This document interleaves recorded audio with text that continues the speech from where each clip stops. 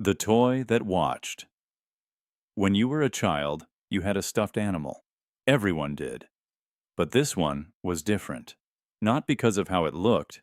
Maybe it was stitched a little poorly, maybe its eye was scratched, or its fur worn smooth, but because something in you felt it wasn't just a toy. You dreamed it had a soul. You talked to it like a friend, but not in the innocent, playful way most kids do. No, you confided in it. You placed it near your bed not for comfort, but for protection. Because somewhere inside you, you believed it was watching, not you, but for you. And years later, when you stumbled across that old toy again, dusty, folded into the back of a forgotten box, you realized something that sent a shiver through your spine. It always faced the door. Always. Even though you never consciously placed it that way, even though your room had changed dozens of times, even though you had moved the bed, rearranged furniture, outgrown childhood, the toy never stopped watching the doorway, like it was guarding something or watching for someone. This is the theory that some toys, especially those tied to intense emotional periods in childhood, become vessels, not haunted, not possessed, just aware, lightly tethered to the energy you projected into them. Fear, loneliness, hope, imagination. They became silent sentinels, watchers of thresholds, because the doorway in every home is where presence shifts. It's the boundary between rest and danger, between sleep and interruption, between childhood and everything else. And the toy knew that. You might think it's just nostalgia or a glitch in memory, but so many people report the same thing. A single toy that felt alive, that made them feel safe without understanding why. And later, much later, they remember how it always seemed to turn itself toward the doorway, or sit facing a corner it was never placed in, or end up in a different posture than the night before. Some say it's because the toy absorbed your intentions, that in your innocent belief you assigned it a role, and that role stuck. Like programming, you created a guardian, and in return it kept vigil. For years. Others go deeper. They say the toy wasn't watching for danger. It was watching something else, something only children can see or feel. The strange movements in the dark just outside your line of sight, the pressure in the room when you cried alone, the dreams that didn't feel like dreams. The toy wasn't facing the door for you. It was facing the thing that stood on the other side. There's a chilling consistency in the stories. Kids who insisted their toy moved. Kids who found their doll or bear sitting upright after they had fallen asleep with it lying down. Kids who say they dreamed of their toy talking, not playfully, but warning them, pointing, staring, and always, always facing the door. What if the toy wasn't animated, but simply aware? What if it didn't need to move much, only shift enough to realign, to stand between you and something you were never meant to see? Maybe you've grown up now. Maybe you laugh it off. But ask yourself, where is that toy now? Still stored somewhere? Still intact? And if you went to look, if you found it again after all these years, would it still be turned toward the doorway? Some people say yes, and when they find it, they freeze. Because in that one quiet moment, dust motes floating in the light, the room holding its breath, they remember how often they felt almost watched, but never afraid, because something else was doing the watching for them. And here's where it gets stranger. Some who have children of their own now find their kids gravitating toward that same toy, picking it out from a box of dozens, placing it near their own beds, and within weeks, the toy is facing the door again, like it never stopped, like it was only waiting. We spend so much time trying to forget our childhood fears, but maybe we shouldn't. Maybe the imagination we dismissed as fiction was just our soul's way of explaining the invisible. And maybe, just maybe, some toys weren't make-believe at all. They were protectors, memory anchors, dimensional locks. So, if you ever feel the need to find yours again, to open that one box you haven't touched in years, don't be surprised if it's already turned toward the nearest door, not because it's watching you, but because it never stopped guarding the threshold. The grave in the backyard. It always starts with a dream. You're small again, back in your childhood backyard. The rusted swing set squeaks in the wind, and the sky is dull and gray. You know the swing shouldn't be moving, there's no one on it, but it creaks back and forth like someone invisible is still playing there. You approach it, and suddenly your feet stop. Your body won't move forward, because beneath the soil you feel it. Bones, not imagined, not symbolic, real, buried, watching. You wake up in a cold sweat. Maybe you dismiss it. Maybe you don't. But the dream keeps returning, and the swing set becomes more than a memory. It becomes a warning. Years pass. Life moves forward. That house is just a place you once lived. But then, a renovation begins. An excavation. And beneath the swing set, under the soil you once played on, workers uncover what shouldn't be there. A shallow grave. Real bones. Not a metaphor. Not fiction. You already knew. Somehow, you always knew. This is not just a ghost story. This is the fracture between memory and time, between knowing and remembering something you shouldn't be able to remember. It's a true account for some, a phenomenon where the mind receives knowledge before reality confirms it. A form of precognition, yes, but deeper, buried deeper. This is what some call the grave in the backyard effect, and it suggests that places remember. And sometimes they whisper to the ones who lived closest to them. How is it possible that a child could dream of something like this? How could bones buried years, or even decades, before their birth enter their dreams? One theory is that trauma saturates the environment, that certain deaths, violent, unjust, hidden, don't just end. They ripple. They lodge themselves in the frequency of a place, and sensitive minds, especially those still pliable in childhood, become receivers. The ground pulses with its secret, and the child absorbs it. Dreams aren't just random. They're a language built of symbol, emotion, memory, and sometimes leakage. Leakage from other minds, other timelines, other truths. Children, with their unfiltered perception, can sometimes tap into information buried so deep that even the earth itself holds its breath.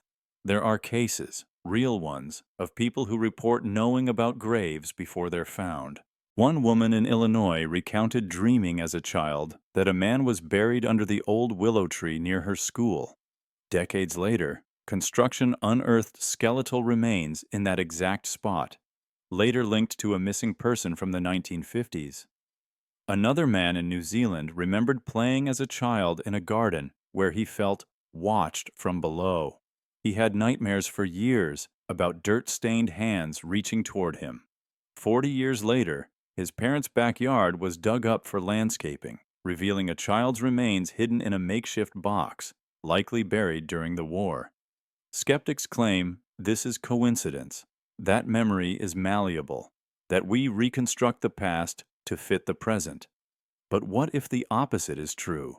What if these memories were never fantasies at all? What if the past was always trying to break through, and the dream was the only channel it could use? The grave in the backyard theory goes even further. It suggests that these kinds of buried truths don't just affect the land, they affect the people who walk on it. That suppressed history pressurizes the present. When something is hidden, the human psyche responds. Children in particular often manifest strange behaviors in homes built on secret pain, sleepwalking, night terrors, sudden, unexplained phobias. Are these just developmental quirks? Or are they expressions of psychic burden, carrying weight from things they were never told but somehow still carry? The swing set becomes a symbol, a marker of innocence placed directly above a site of trauma. The child swings above a grave, unknowingly suspended between two realities, the life being lived and the one that ended silently below. It's no wonder the mind reacts. Some believe the earth holds consciousness, not sentience like a brain, but memory like a sponge. Events, especially the ones drenched in pain, don't just vanish. They soak into soil, wood, stone, the very matter of place. And over time, they don't rot. They whisper to the right person at the right time. Those whispers become dreams. The grave in the backyard isn't just about death, it's about truth, hidden truth, suppressed by history, buried by family, erased by time. And yet, the body remembers, the land remembers, and the child, swinging unknowingly above it all, dreams. And when the truth is finally unearthed, when the bones are found, the police tape drawn, the past confirmed, it doesn't feel like shock. It feels like recognition, because some part of you already knew. You were never just dreaming. You were remembering what everyone else forgot, or what no one wanted to admit was real. So the next time you dream of a place, of earth, of digging, of something buried, don't rush to dismiss it. Sit with it. Ask it what it wants to show you, because some truths stay buried until they're invited to rise, and when they do, they don't always come quietly. The drain that screamed. You feared it as a child. Not the darkness, not the monsters. The drain. The metal mouth at the bottom of the tub. You watched it as the water swirled down, convinced, no, certain, that it was whispering something. You didn't tell anyone. Who would believe you? But you remember. You remember those nights, frozen in the tub, ears straining over the gurgle of water, heart pounding because beneath it all, it was saying names. And one of them was yours. This is the drain that screamed, and you were right to be afraid, because it never stopped. Even now, as an adult, something stirs when the faucet runs. Something deep in your spine tightens when the shower drains. You try to ignore it. You call it noise, pipes, echo. But late at night, when everything is still, and you let the water run just a little too long, you can still hear them, faint, muffled, whispering. Those aren't hallucinations. They're not fragments of a paranoid mind. They're memory loops, recordings from a time your consciousness intersected with something it wasn't supposed to, something old, something embedded beneath the architecture of perception. Because not all fear is irrational. Some fears are warnings, and some warnings come through water. Let me explain. Water is a carrier of sound, of memory, of energy. It holds resonance better than air, better than glass. That's why emotions feel different in the bath, why tears feel heavier in the shower, why memories, old ones, rise unexpectedly when you're submerged. Water doesn't just cleanse, it remembers. Now, pair that with the drain. The drain isn't just a physical structure, it's a funnel, a narrowing portal, a vortex where water, sound, and space compress. And when you stare into it, especially as a child, when your brainwaves are still liminal, you're not just looking at plumbing, you're peering down a tunnel, a resonance chamber, and in rare cases, that chamber speaks back. There are hundreds of childhood accounts, quietly passed between siblings or buried in anonymous online forums, of bathtub drains that made sounds no adult ever heard. Hushed voices, names, laughter that turned into weeping. Some dismissed it as imagination. Others never bathed in silence again. But the most chilling pattern is this. The drain always called names, not noises, not sentences, names. Sometimes unknown, sometimes familiar, sometimes disturbingly personal, and always whispered in repetition, like a roll call from something deep below. One boy in Michigan refused to bathe for weeks after he claimed the drain in his tub whispered his grandmother's name. She died days later. A girl in France said her drain kept muttering the name Annabelle. Her parents didn't believe her until they discovered, during renovations, that the home had once belonged to a child named Annabelle who drowned in that very bathtub 50 years prior. And then there are the ones who hear their own name. That's not just creepy. That's a signature, a timestamp in a memory loop that your subconscious never resolved. You see, when trauma, fear, or intense emotion meets resonance, especially in water, it leaves an imprint. And if the conditions are ever repeated, the echo returns. You think it's the drain whispering, but it's deeper than that. It's the fabric of your own reality momentarily remembering itself, like a scar that aches before a storm. But there's another layer. Some theorists believe that these whispering drains are conduits, pressure points in the home, where dimensional memory bleeds through, like a phonograph needle scraping a record from another version of your life, one where something went wrong, where you drowned, or disappeared, or heard something you weren't supposed to. In those versions, you didn't walk away from the tub, and sometimes they still echo. Have you ever had the thought, irrational, sudden, that the water might pull you down, that something waits beneath the swirl, that you'll hear your name one last time, then vanish? That's not madness, that's recognition, because part of you already did. Part of you lives in that version, trapped in a memory loop so strong it left a residue in the plumbing of this world, and now, every time water spins down metal, it replays the call, just soft enough to ignore, just loud enough to haunt. So you turn the music on, you sing in the shower, you leave the tap running in daylight, pretending not to hear, but deep down, when it's quiet, you still know, because that drain isn't empty. It's listening, and more than that, it's remembering. So the next time you hear it, when you feel the air shift and the hairs on your neck rise with no breeze, listen closely. You may hear a name, maybe one you've forgotten, or maybe your own, spoken by a voice too familiar to be a stranger. And when that happens, don't answer, don't speak, just turn off the water and walk away. Because some echoes weren't meant to be heard again. The fog outside windows. You saw it every night, rolling in slow and heavy. Not rain, not smoke, just fog. Thick, silent, always outside your window. The grown-ups said it was just mist. A natural thing. Don't worry, they'd say. It happens every night around this time. But something inside you didn't believe them, because the fog didn't just arrive, it watched. This is the fog outside windows, a presence mistaken for weather, but carrying patterns too precise, too sentient to be natural. You felt it even as a child. The air in your room would go still, the crickets would stop, and then, like breath pressed against glass, the world would blur. And in that blur, something would check on you, not malevolent, not quite, but aware, as if the fog wasn't drifting in, it was arriving for you, testing, remembering, confirming that you were still in place.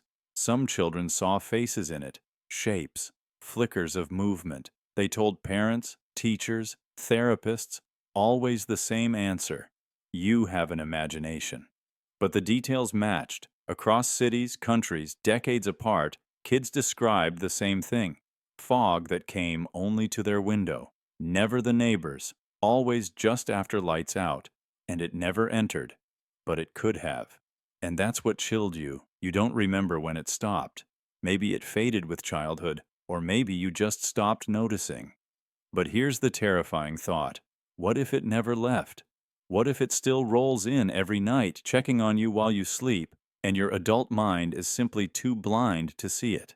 Some theorists believe children are more sensitive to pattern disruptions, that their minds, not yet fully conditioned, pick up on distortions in reality, like overlapping timelines or dimensional surveillance. In that theory, the fog isn't atmospheric at all. It's interface residue, a manifestation of some reality monitoring process. Not a machine, not a ghost, but something that moves between versions of you, verifying continuity. Every time you saw the fog, you weren't looking at weather, you were being seen. The timing was always the same, wasn't it? Just before sleep. That vulnerable window where the body stills and the mind begins to slip. That's when the fog arrived, because that's when your awareness became traceable, when your soul was halfway between waking and dreaming. And that is when it could be checked.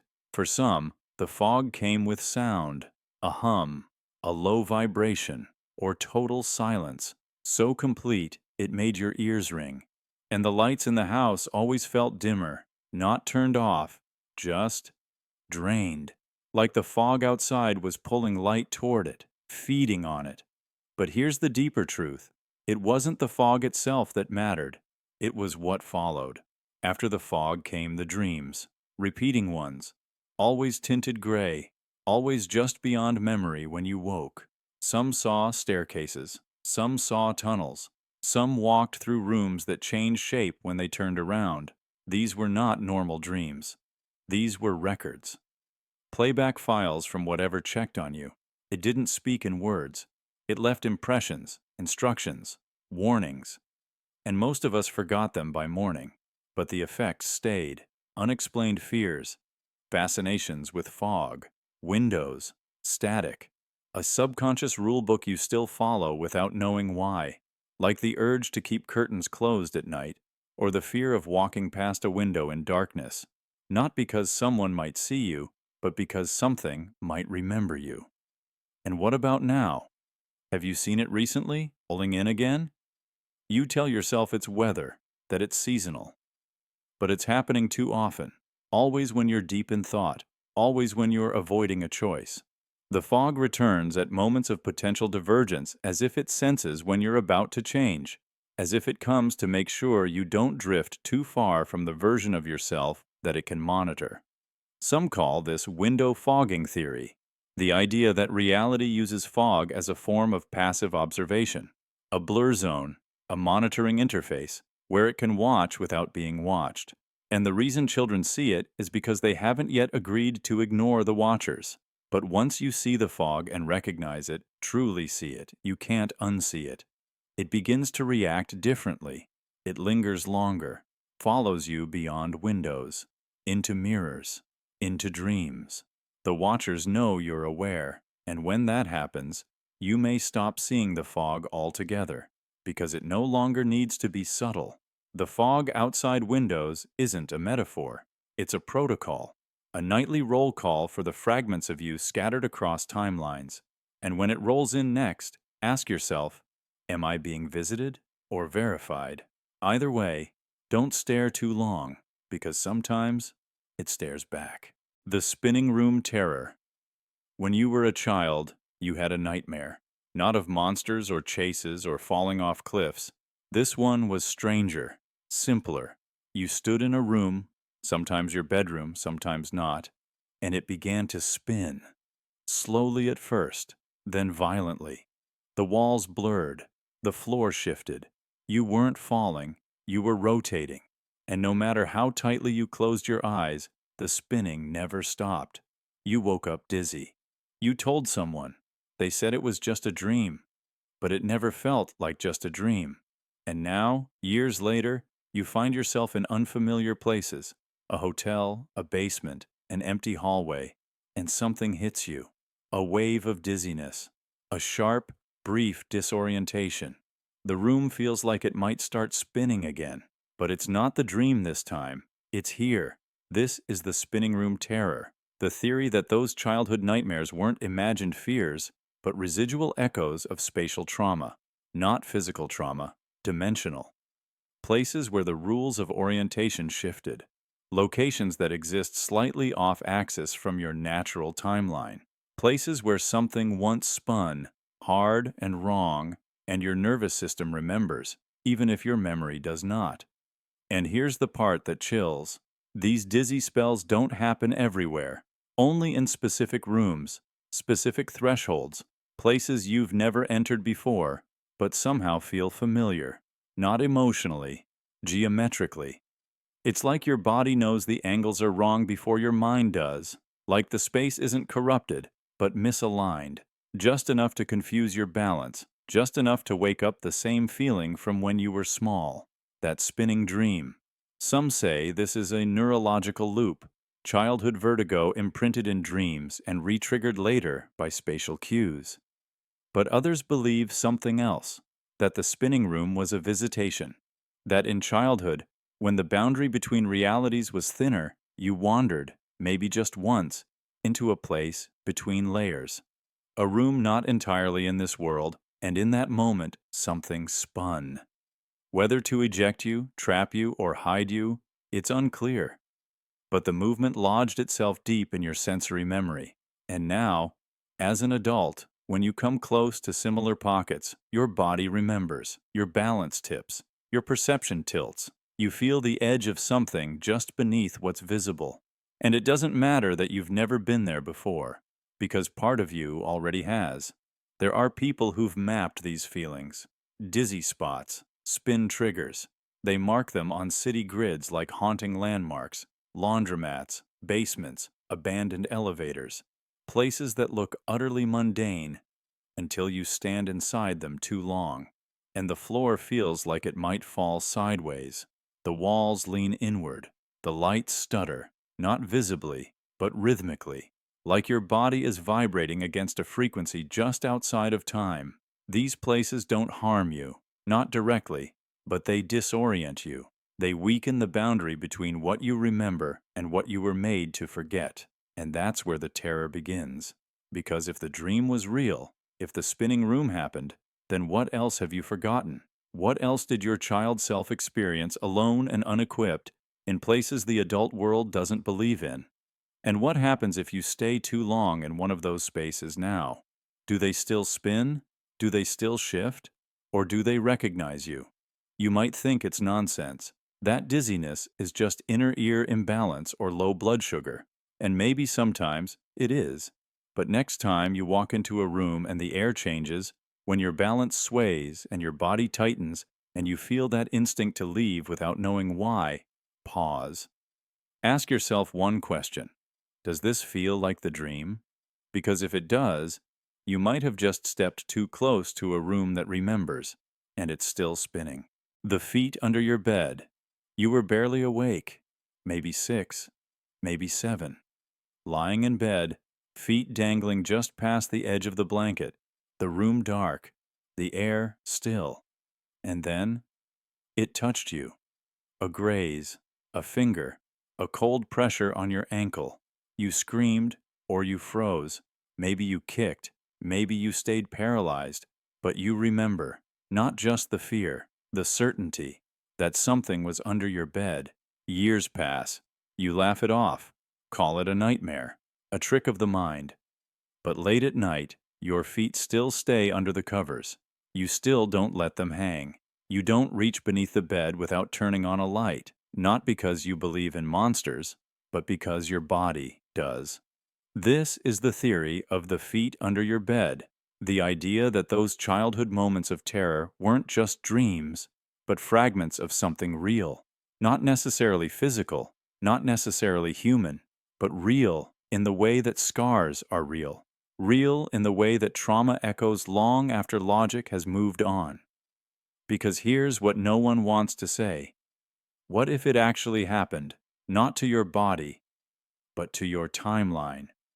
There's a reason so many children share the same nightmare of something reaching out from under the bed, grabbing, touching, pulling. The details vary, but the sensation is always the same. Something was beneath you, watching, waiting, and then contact. Some say it's evolutionary, a primal fear, a holdover from when predators struck from the shadows. But this doesn't explain why the memory doesn't fade, why the fear resurfaces during stress, illness, or emotional exhaustion. Why even now, as an adult, you still flinch when your foot brushes fabric in the dark. Because your body remembers. One woman shared that her recurring childhood nightmare was of a hand slowly wrapping around her ankle. She'd wake up screaming, convinced something was pulling her down. Her parents said it was just a dream. But at 32, she was cleaning her old bedroom and found scratch marks under the bed, on the inside of the frame. She doesn't remember making them, but they were in her handwriting, her name, carved into the wood, backward. Another man said he always had the same dream as a kid, something whispering from below, asking him to trade places. He'd feel cold fingers tug at him in sleep. One night, he woke up on the floor, his mattress halfway off the frame. His parents said he rolled off, but he insists, to this day, that he felt the fall from above. These aren't stories of demons, they're stories of crossings.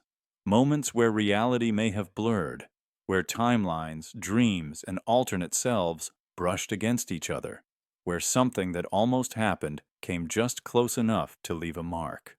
The bed is a threshold. a place where consciousness flickers between waking and dreaming, a liminal zone. And what better place for two versions of you, two versions of reality, to briefly overlap? In one version, you slept peacefully. In another, something reached up, and when those versions sync for just a second, you feel it, the touch, the cold, the shift. That's why it still haunts you, not because of what might be there now, but because of what once was. Psychologists call this residual body memory, the idea that traumatic sensations linger in the nervous system even if the mind forgets. But others believe it's more than memory. It's a signal, a scar in the shape of an experience you almost had, or maybe did have, just not in this thread of reality. And this is where it gets stranger.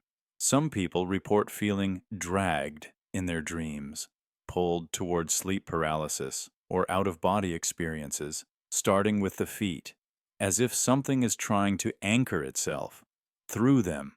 They call it coincidence. But why the feet? Because the feet are what dangle first, what rest closest to the edge, what hang near the veil. And maybe that veil is thinner than we think. So what do? You tuck your feet in. You stay in the center of the bed. You avoid the edge because you know. Even if you don't remember the full story, even if you call it childhood fear, there's still a flicker in the dark part of your brain, still a breath caught in your throat, still a small, trembling voice that whispers, "Something touched me once, and it might come back."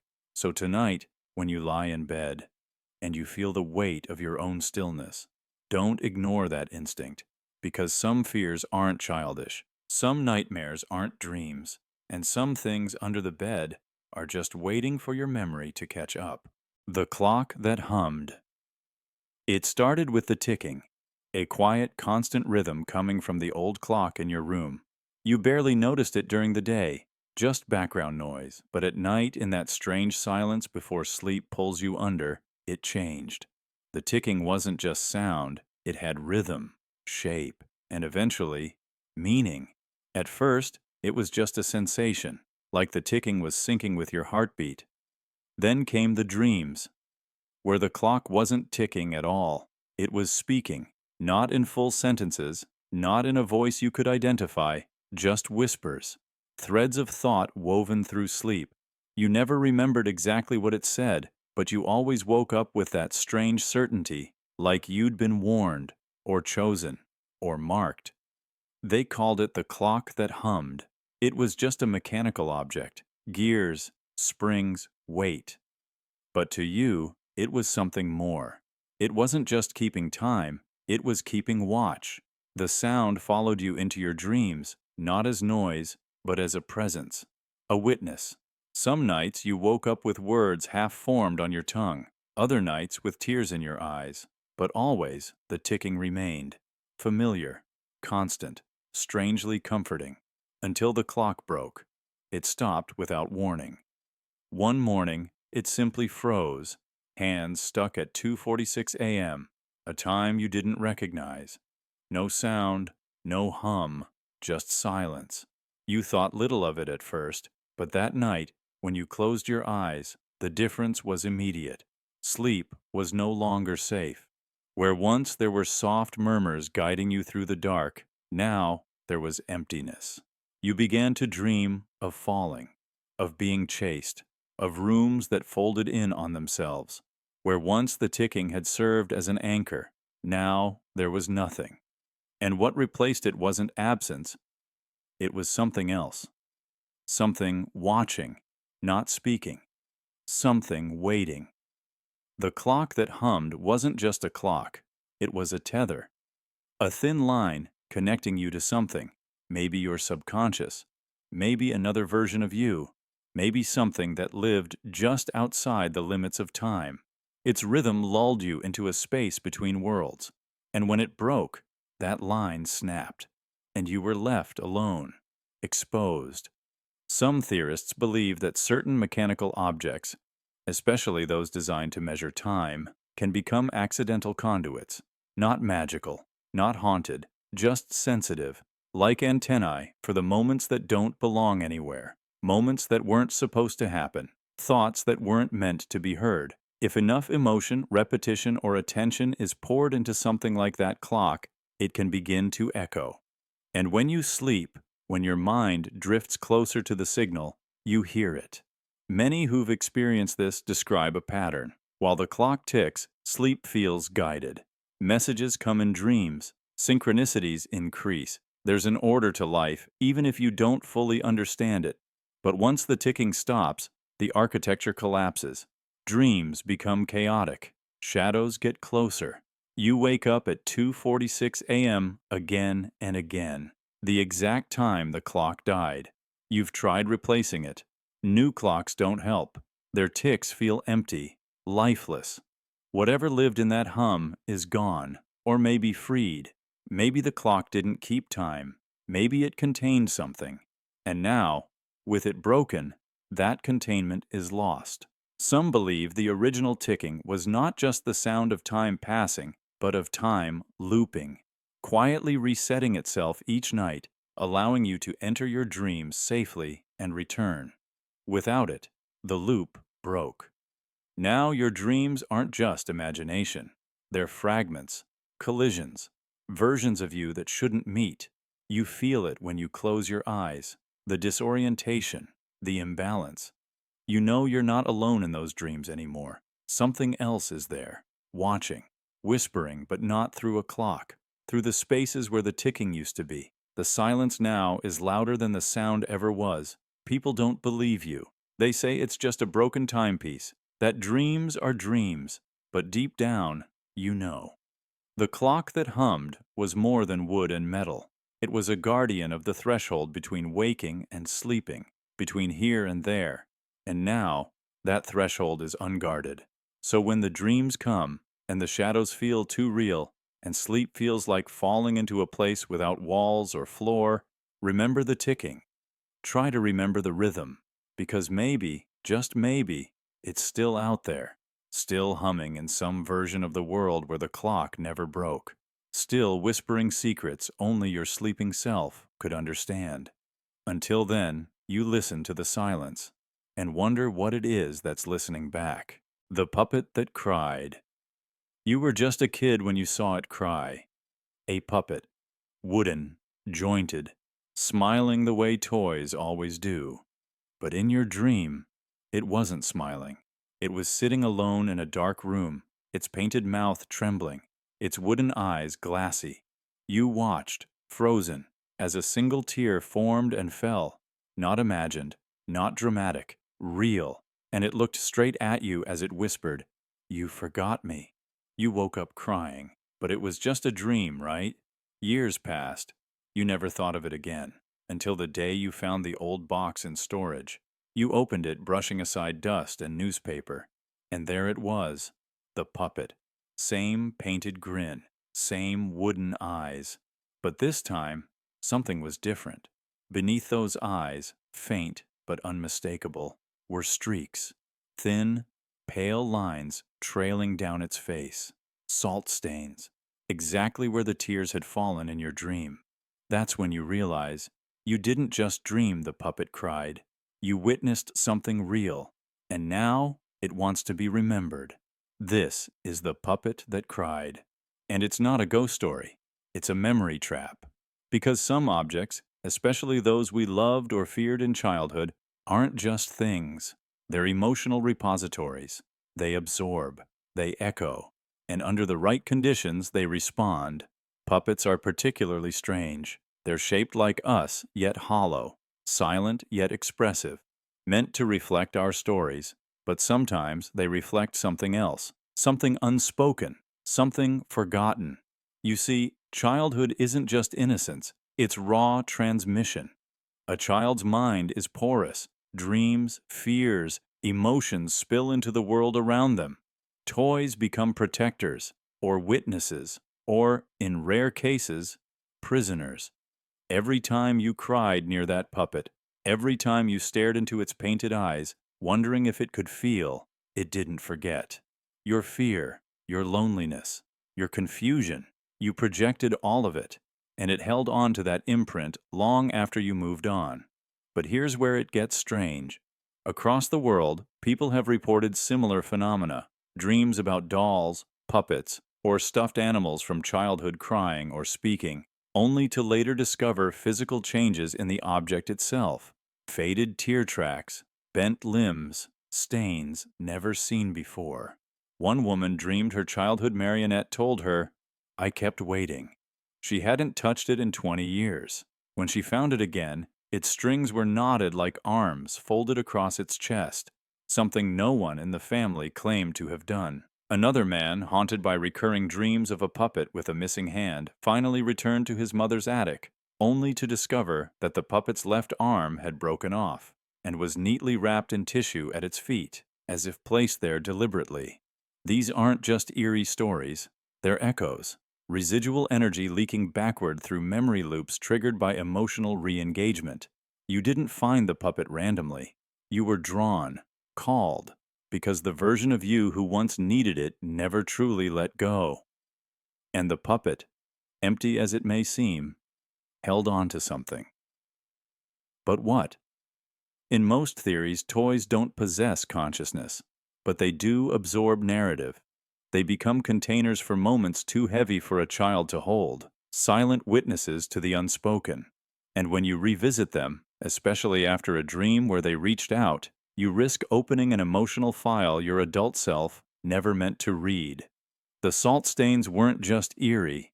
They were evidence, not of magic, but of memory trying to take form. Because sometimes a dream isn't fiction.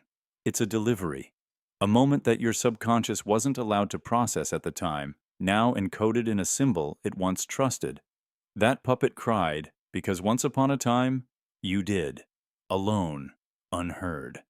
It sat on the shelf or floor as you whispered into your pillow, trying to make sense of a world too loud, too sharp, too unstable. And now, years later, your psyche handed the puppet a role, gave it form, gave it tears. Not for horror, for closure. The real fear isn't that the puppet cried, it's that part of you still needs it to. Part of you never left the room where you first placed it down and walked away, and that part still sits there, waiting. So what now? You found the puppet, you saw the stains, you remember the dream, you could burn it, toss it, seal it away again, but that won't change what it witnessed or what it held for you. Instead, sit with it, not to believe, not to fear, but to honor. Because that tear wasn't for attention. It was a message from the past, a grief you couldn't name, a fragment of you asking not to be erased. And if you listen closely, really listen, next time the water runs, next time the night is still, next time memory pulls like a thread through your chest, you might hear that voice again, not from the puppet, from yourself, the version that waited, the one that cried, and never wanted to be forgotten.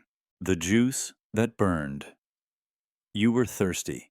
In the dream, you opened the fridge. There was a bottle of juice. Nothing strange, nothing labeled, just something you instinctively grabbed. You drank it, and it burned. Not like alcohol, not like heat. This was a sear, running down your throat like acid with memory. You choked, you coughed, you felt your body convulse, but you didn't wake up, not right away. You stayed in the dream, throat on fire, voice strangled inside you. And when you did wake, your voice was hoarse, and the bottle was gone from the fridge. You searched, you checked again. No sign, no cap, no residue. No one else remembered it being there. You thought maybe you were confused, misremembering, dreaming. But the rasp in your voice, that was real. The pain in your throat, real. And the memory of drinking something that wasn't meant for you, too real. This is the juice that burned, a dream-bound substance, or perhaps an invitation, that crosses the threshold between sleep and waking. It's not just a dream object, it's an event, one that lingers inside the body and reality long after you open your eyes. Let's talk about dream ingestion. Psychologists often dismiss dreams of eating or drinking as symbolic, desires, anxieties, metaphor. But there's a stranger theory, less discussed. It suggests that consuming something in a dream can create neural and physiological reactions strong enough to affect waking biology, taste hallucinations, phantom burns, even allergic responses. But in rare cases, like this, the connection goes deeper, because it's not just the sensation that crosses over, it's the object, the thing you consumed, or at least, its effect. The juice was never juice. It was something else in disguise, a container for data, a test, a barrier, something that wasn't supposed to be drunk unless you were ready, and you drank it anyway. People who've reported similar events describe more than hoarseness. One woman dreamed of drinking dark liquid from a silver cup. She awoke unable to speak for 3 hours. Another dreamed of sipping something glowing, woke up with a fever, skin flushed. One man dreamed of drinking something that tasted like salt and metal. He woke up with nosebleeds and vivid dreams for weeks. There's a pattern. The drink is always tempting, convenient. It's in your house, your kitchen, your known space, but it feels slightly off. You may not remember grabbing it or why you were alone. You may feel watched, even in the dream. And what happens after you drink it is never pleasant. The burn is not pain, it's conversion. Something is being rewritten. You are being altered. And the missing bottle? That's the signature. Because the dream didn't borrow from reality. It replaced it. Whatever was in that fridge, whatever your mind mirrored into the dream, was overwritten. The bottle burned its way through both versions of you, and now, neither world has it, because you drank something you weren't supposed to in either one. Some call this a dream breach. When a choice made in a dream has real consequences because it triggered a permission you didn't understand. Drinking in dreams is not neutral. In many cultures, it's sacred. A ritual. In ancient rites, drinking in visions meant taking in power, or curse. In shamanic journeys, the spirit world offers liquid not as sustenance, but as transformation. You don't just drink, you become what you drank. And now, your voice is different, not just hoarse, but altered, slightly out of tune, like it doesn't fully belong to you, because maybe it doesn't. Maybe what you drank is echoing through your vocal cords, adjusting your resonance. A small shift, harmless, maybe. Or maybe it's the first stage of something deeper, a change in the internal architecture of you, not visible, but growing. Here's the question. What did you agree to when you drank it? Because you did agree. The moment you swallowed, something accepted your acceptance. And the burn wasn't punishment, it was activation. And now, it's watching, waiting, listening every time you speak with your new voice. It wants to know what you'll do with what it gave you. But what if it was a mistake? What if that bottle wasn't meant for you? What if it belonged to another version of you, one with a purpose, a mission, a destiny you weren't built to carry? And now that version is incomplete, silent, because you took their spark, and they want it back.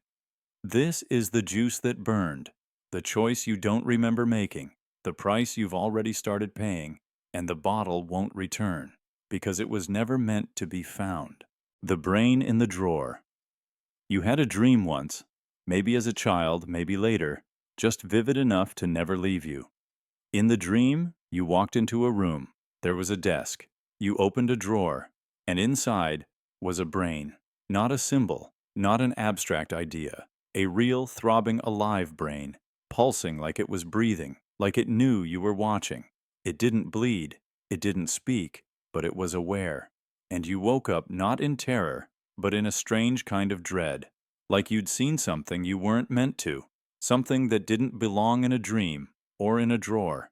And now, years later, there are moments when you open a drawer, a specific kind, old wood, metallic handles, maybe in a classroom or a forgotten office, and something in your stomach turns.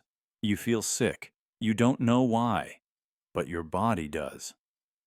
This is the theory of the brain in the drawer, a surreal but consistent pattern where individuals report feeling unexplainable nausea or panic around specific drawers after dreaming about discovering something alive, aware, or pulsing inside one. It doesn't happen with every drawer, only certain ones. And it's not always the same dream. Some people see a brain, others see eyes. Some see nothing, but feel presence. A consciousness pressed between paper clips and ink-stained folders. A watching. Psychologists might file this under dream anxiety associations. The brain symbolizes intellect. The drawer is repression. The combination means hidden thoughts. But this theory says no. It's not about meaning. It's about memory. A real one. Fragmented. Scrambled. Buried in dream form because your conscious mind was never supposed to hold it. What if, at some point in your life, maybe in childhood, maybe in a state of altered awareness, you actually encountered something you couldn't comprehend? Something alive in a place it shouldn't have been, not physically, but cognitively. An encounter with stored consciousness, a sliver of awareness sealed in a mundane object, and your brain translated it the only way it could, into a dream, into a drawer, into a brain. There's a theory that reality doesn't store all its data in space, that some spaces act like archives, desks, cabinets, file drawers, not because they symbolize storage, but because they are storage, memory containers, some belonging to people, others maybe not. And every so often, someone stumbles too close, opens the wrong drawer, feels something, remembers something, but not fully, just enough to shiver, just enough to dream of a pulsing brain, and then spend the rest of their life wondering why that one drawer at work makes them nauseous, why that filing cabinet in their childhood school gave them headaches, why certain drawers, before even opening, feel like they're humming. Because maybe they are. Some stories go further. People who opened drawers and smelled antiseptic, heard a faint pulse, saw the room distort ever so slightly, walls bending inward like breath. People who dream of pulling out drawers that never end, stretching down into tunnels of nerves and light. People who report losing time around old desks. They say the brain wasn't just a symbol, it was a fragment, a living piece of consciousness trapped in the geometry of furniture, stored in the folds of space where humans rarely look. And when you opened the drawer, even in a dream, you made contact. You felt something watching from inside, not evil, not malicious, just aware. Aware of you in ways you couldn't explain, aware of being remembered, and maybe resentful of being forgotten. So what does it mean if you still feel sick around certain drawers? It might mean you remember more than you think. It might mean the drawer isn't just wood and screws. It might mean it's waiting, waiting to be opened again, not for what's inside to be seen, but for you to see it again. The candle that followed. You had a dream once. Maybe you don't remember the beginning. Most don't. But what you do remember, even now, is the candle. It wasn't just burning, it lit itself. You turned away, but it stayed. You ran, and it followed, flickering but steady, its tiny flame chasing you across impossible landscapes. You weren't afraid of what it was. You were afraid of what it meant. Even then, even asleep, something inside you knew. That flame was not ordinary light. And then you woke up, maybe sweating, maybe breathless, maybe already forgetting. Years passed.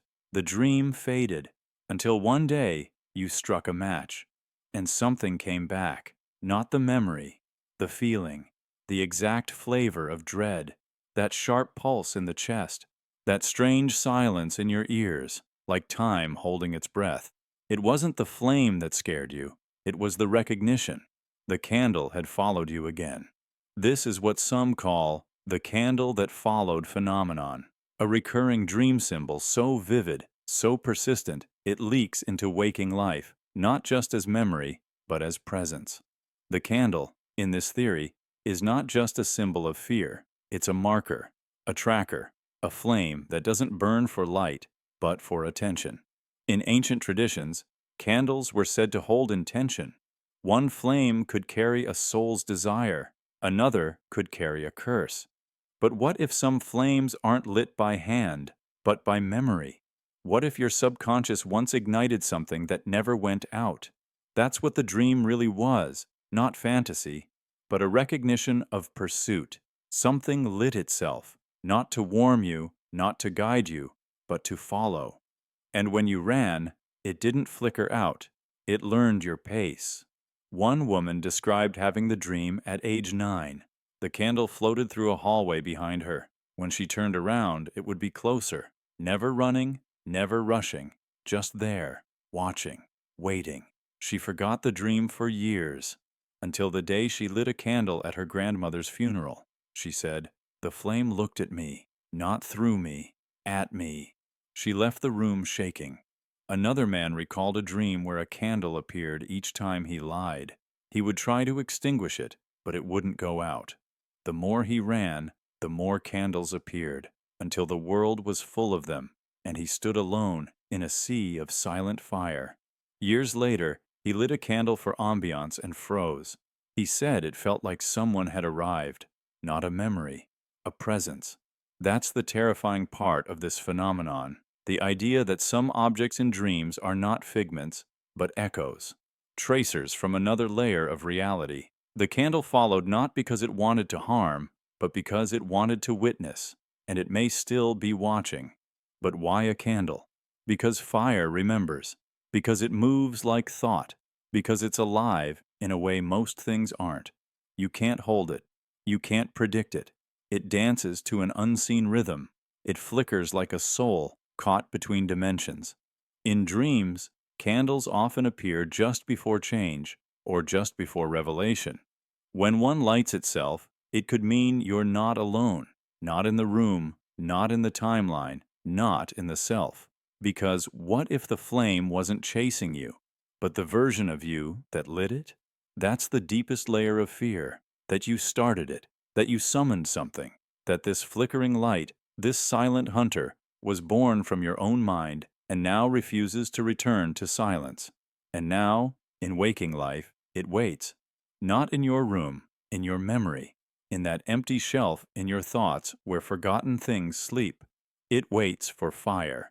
That's why striking a match, lighting a candle, feels suddenly wrong.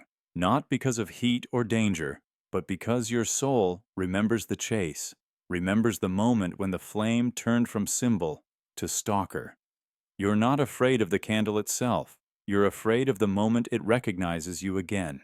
And when it does, when the flame bends toward you just a little too sharply, when the light casts a shadow that doesn't match the room, you'll remember what you tried to forget. The candle didn't follow you through the dream. It followed you out of it, and it still burns. Quiet, patient, waiting for you to finally ask what you lit and why. The serpent beneath carpet. You dreamt of it once, just once, but it never left you. A snake, silent, slow, slithering just beneath the carpet of your childhood room. You didn't see it directly. You felt it. The way the floor seemed to breathe beneath your feet. The way the fibers lifted ever so slightly, as though something alive, something ancient, was moving underneath, careful not to be caught. When you woke up, your heart was racing. Your feet refused to touch the floor. You kept them curled under you for hours, staring at that same stretch of carpet, waiting for a ripple. It never came. Nothing ever came. But the fear stayed, and it never truly left. That was years ago, but still, certain spots in your home make you hesitate. You step around patches of carpet without thinking. Even now, you find yourself avoiding the center of your bedroom or the corner near the door, not out of habit, not out of superstition, but because something in your body remembers, something deep, primal. This is the serpent beneath the carpet. And it's not just a dream, it's a warning from the architecture of your unconscious. In dream psychology, the snake is one of the most ancient symbols: danger, knowledge, transformation. But this dream wasn't about being bitten. It wasn't about fangs or poison. It was about presence. Hidden, silent, unresolved. The snake didn't strike. It waited. That's what made it terrifying. And that's why you still haven't forgotten. Some theorists believe this dream isn't a symbol at all. It's a memory echo. Not of an event, but of a pattern. Something your psyche detected, but your waking mind couldn't process. Perhaps you lived above something you weren't meant to know. Perhaps there was a secret in the house, a tension in the family, a buried emotion that seeped through the foundation and took shape in your dreams as a serpent, quiet, coiled, and just out of reach. Because the carpet is a thin veil, a boundary, it hides imperfections, stains, seams. And sometimes it hides truth. The dream placed the snake beneath it, where you can't see, but can always feel. That tension, that sense that something is wrong but invisible, is not metaphor. It's a message from the deeper mind. And you listened. You still do. That's why your steps are careful. Why your toes curl back when the room is too quiet. You may have outgrown the bed, moved homes, changed lives, but your nervous system still maps the floor for danger, still listens for that silent, shifting presence under the layers of daily life. Some who've had this dream report strange synchronicities.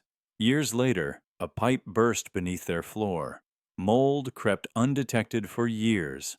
A forgotten crawl space was found with rusted tools or remnants of something older. Others, though, find no evidence, nothing physical. But the unease remains, because the serpent isn't always literal. Sometimes, it's the truth you weren't allowed to name, the question you were told not to ask, the feeling that something in your family, your home, your past, was alive just beneath the surface, and everyone chose not to lift the rug. The serpent, in this sense, becomes the living shape of the unspoken. And it doesn't need to strike to harm. It just needs to exist, beneath your routines, beneath your comfort, always reminding you with the smallest flicker of avoidance that something has not been faced. And here's the strange part. The longer you avoid stepping there barefoot, the more real it becomes. Fear feeds form. The more your body reacts, the deeper the groove of the pattern becomes in your mind. You didn't feed it intentionally, but with every skipped step, you acknowledged it. You said, "I know you're there." The dream came and went, but the warning lives on in your muscle memory. You never found the snake, you never saw it again, but it's still there. Not because it's hiding, but because it was never meant to be seen. It was meant to be felt, as a map to where the danger hides in your own story. So if one day you decide to lift the carpet, to stand barefoot on the spot you've always avoided, know this. You're not confronting a creature. You're confronting a memory with a pulse. The soap that screamed. You were just a child when you had that dream. You stood in the bathroom alone, holding a bar of soap, ordinary, pale, unscented. And as you raised it to wash your hands, it spoke, not with a scream, but a plea, a voice, soft and panicked, whispering from the soap itself. Please, don't use me. Don't wash me away. You woke up laughing. It was just a dream. Soap can't talk, but you never forgot it. The way it looked at you, without eyes. The weight in your hand suddenly feeling like a heart about to stop. You grew up. You stopped thinking about it, until one day, years later, you opened an old drawer in a guest bathroom.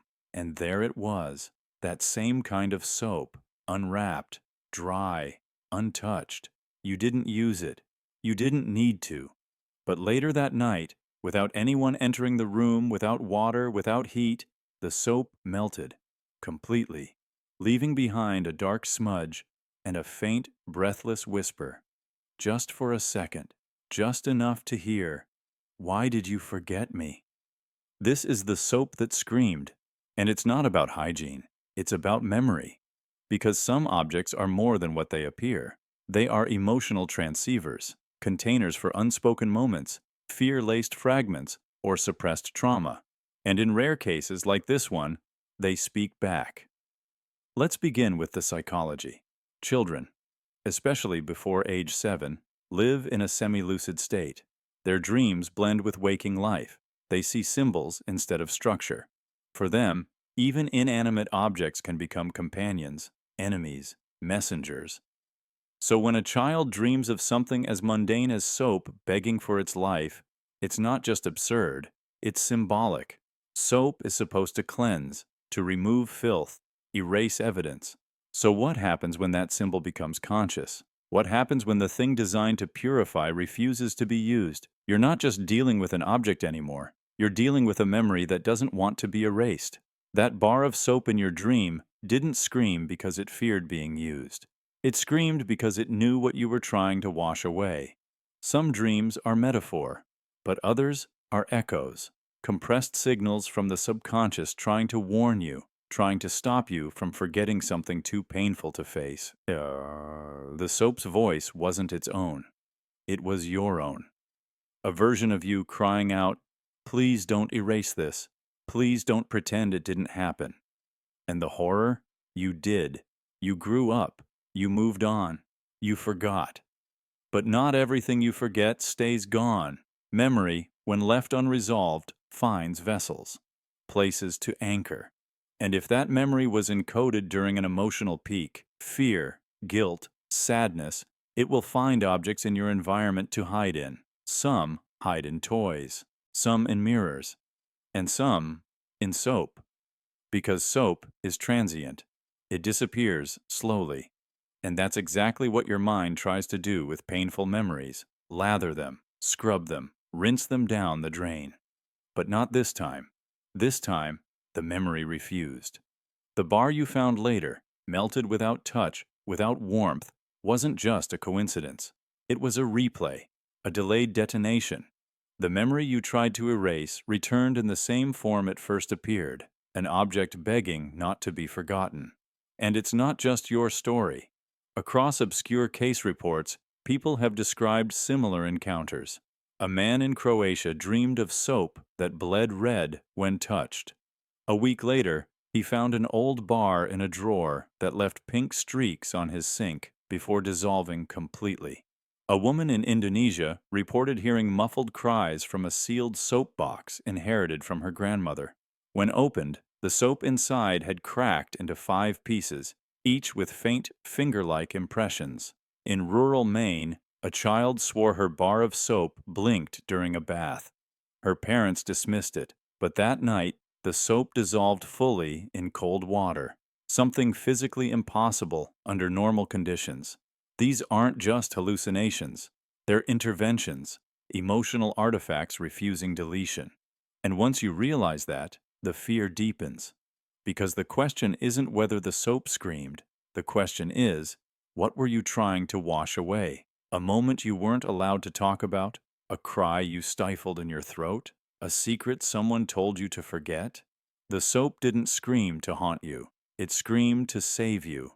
Because that forgotten memory, the one you sealed away with a smile and a laugh, was never gone. It was waiting. So the next time you reach for a fresh bar and your hand hesitates, the next time you hear a sound under the water's rush, and it sounds almost human, the next time something inside you whispers, "Not that one." Listen, because some objects aren't haunted by ghosts. They're haunted by you. The version that never healed, the one still begging not to be erased. And when that version finally speaks, you'll hear it, even in soap, even in water, even in silence. Because the scream that never stopped wasn't loud. It was always inside you, waiting for the day you'd finally listen. The closet that breathed. It started when you were young. At night, when the lights went out and everything should have gone still, you heard it. Not footsteps, not whispers, just breathing, soft, rhythmic, coming from the crack of your closet door. You held your breath. It didn't stop. It wasn't yours. You told yourself it was imagination, a trick of fear, a child's mind looping shadows into monsters. But night after night, it returned. You began timing it, listening to the inhale, the exhale, and it always matched the same rhythm, a pattern, a presence, not gas pipes, not floorboards. Something was breathing behind the door. You tried to tell someone, a parent, a sibling. They laughed, shrugged, said you probably heard the wind or the hum of the house settling, but it didn't feel like settling. It felt like watching, like something alive was just out of sight, waiting, aware. Years passed. You moved away. Maybe the memory faded. Maybe you still sleep with the closet door shut, even now, without knowing why. But then one day, Decades later, someone else says it. They're living in the same house, or visiting, maybe a child, maybe a stranger, and they say the words you never wanted to hear. Your closet breathes. That's when your skin goes cold, because they've heard it too. The same inhale, the same exhale, and suddenly, the past wasn't your imagination. It was a warning. This is the closet that breathed, a phenomenon not just of haunting, but of echoed presence, a phenomenon that doesn't stay locked in time. Because what you heard wasn't just a ghost, it was a resonance, a loop still playing long after you left. Closets are strange things, small, dark places designed to store the unused. But symbolically, they're chambers, containment zones. In many folklore traditions, closets and wardrobes were considered thresholds, not storage, portals, places where energies gather, not because they're magical, but because they're neglected, and that neglect breeds thinness. The kind of thinness that lets something else breathe through. Here's the theory. Not everything that breathes has lungs, and not every breath is for oxygen.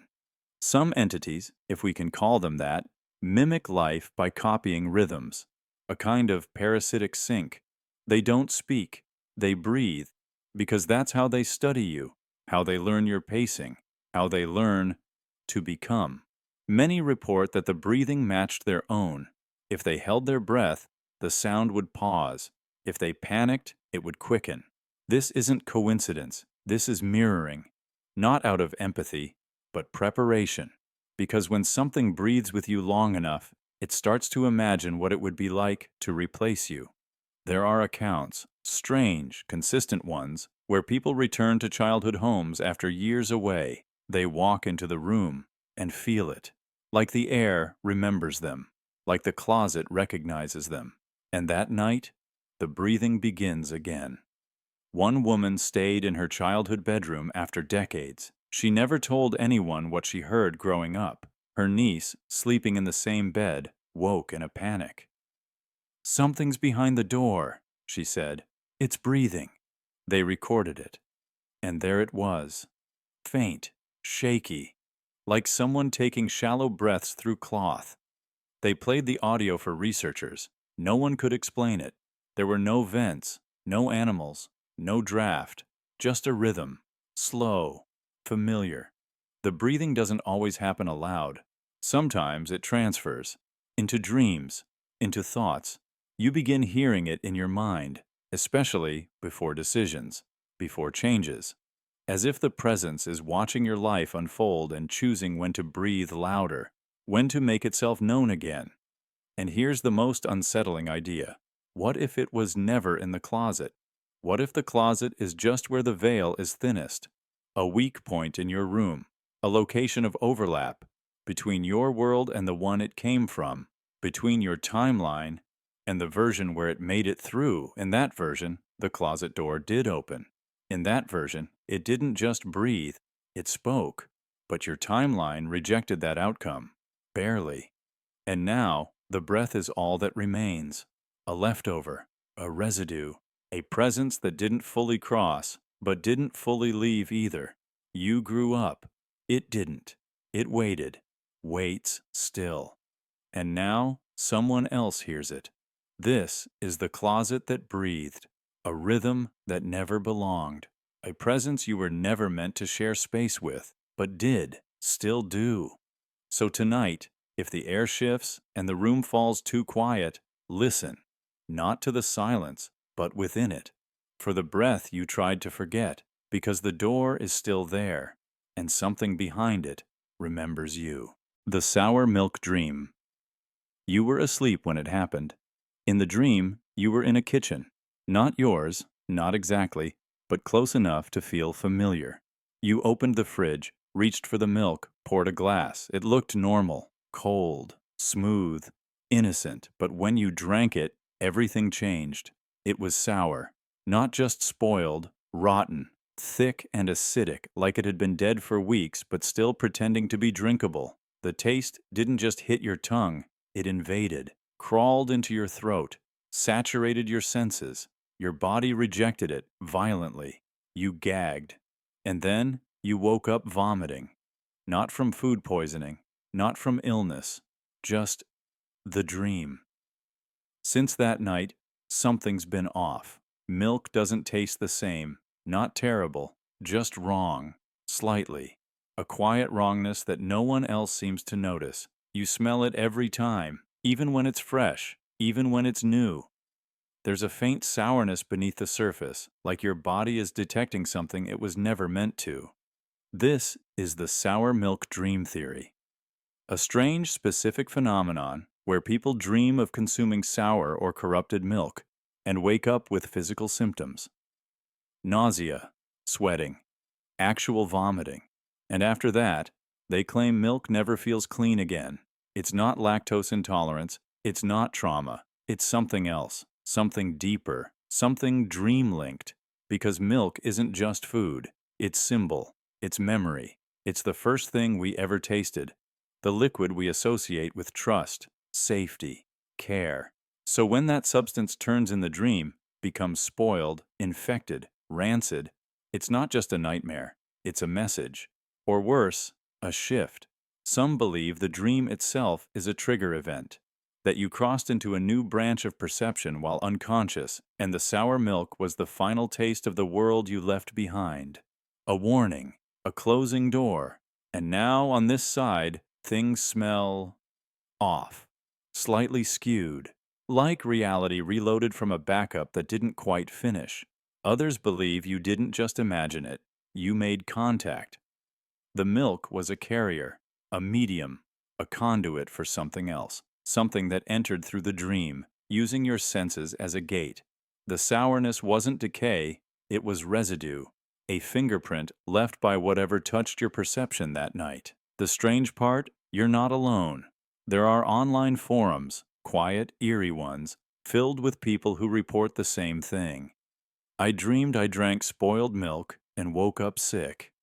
Since then, I can't drink it. Even almond milk smells off. I get dizzy near dairy aisles. I haven't had cereal in years. Some go further. They say the dream happened during a full moon, during illness, during sleep paralysis. They say a figure was present just out of frame, watching as they drank, not stopping them, letting them. What if the sour milk wasn't just food gone bad? What if it was memory? A buried one.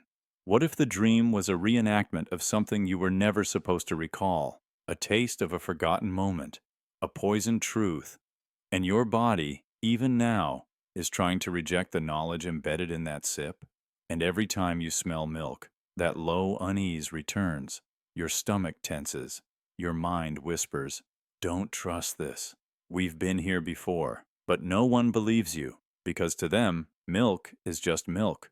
But to you, it's a scent you can't explain, a flavor that no longer belongs in this world, a reminder of the night something reached through the veil and left its mark in the one place you thought was safe, your dreams. So maybe next time you open a carton and pause, listen to that hesitation. Maybe your senses are trying to protect you from more than just expired dairy. Maybe they remember something you were never supposed to taste again. And maybe the dream wasn't just a warning. Maybe it was the moment you stopped living in the version of reality that still thinks milk is pure. The cut that returned. You had a dream. Not a nightmare, not exactly, but vivid, sharper than most. In it, you were cut. Maybe across the arm, the leg, the chest, maybe by a blade, maybe by something stranger.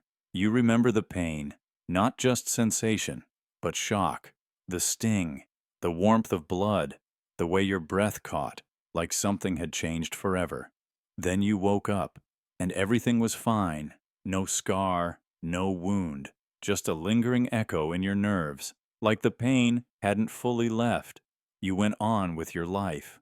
The dream faded, until months later, when it came back. Not the dream, the cut. It appeared without warning, a slice in the skin, in the exact same place, not from a fall, not from an accident, just blood, just skin opened where it shouldn't be. And with it, déjà vu. You didn't remember the dream first. You remembered the feeling. Then the details came rushing back. This is the phenomenon some now call the cut that returned, a rare but unsettling experience where a dream injury manifests in waking life, long after the dream itself is forgotten. Not in the mind, on the body. And the scar it leaves isn't just physical, it's cosmic. People who've experienced this share remarkably similar patterns. In the dream, the wound feels real, and in waking life, the pain returns without cause. Medical tests offer nothing, no infection, no trauma, just skin that opened as if reality itself remembered something you tried to forget. One woman shared a story where she dreamed of a long, jagged slice down her back. She was running in the dream, through what looked like ruins. Something caught her, a shadow, a sound, a blade, and she woke in panic. No injury, no mark. 4 months later, after a completely normal day, her husband noticed blood soaking through her shirt. When they lifted it, there was a red line, thin, precise, where the dream cut had been. No sign of what caused it, just skin pulled open by memory. Another man dreamed of a cut across his palm. He saw himself trying to hold on to something, then letting go. When he woke, his hand was fine, until nearly a year later, while driving, he felt a sudden sting, looked down. Blood, no glass, no splinter, just the line, exactly where it had been in the dream. So what is this? Some say it's psychosomatic, that the brain under stress can create physical symptoms based on remembered pain. That's the science. But it doesn't explain the delay.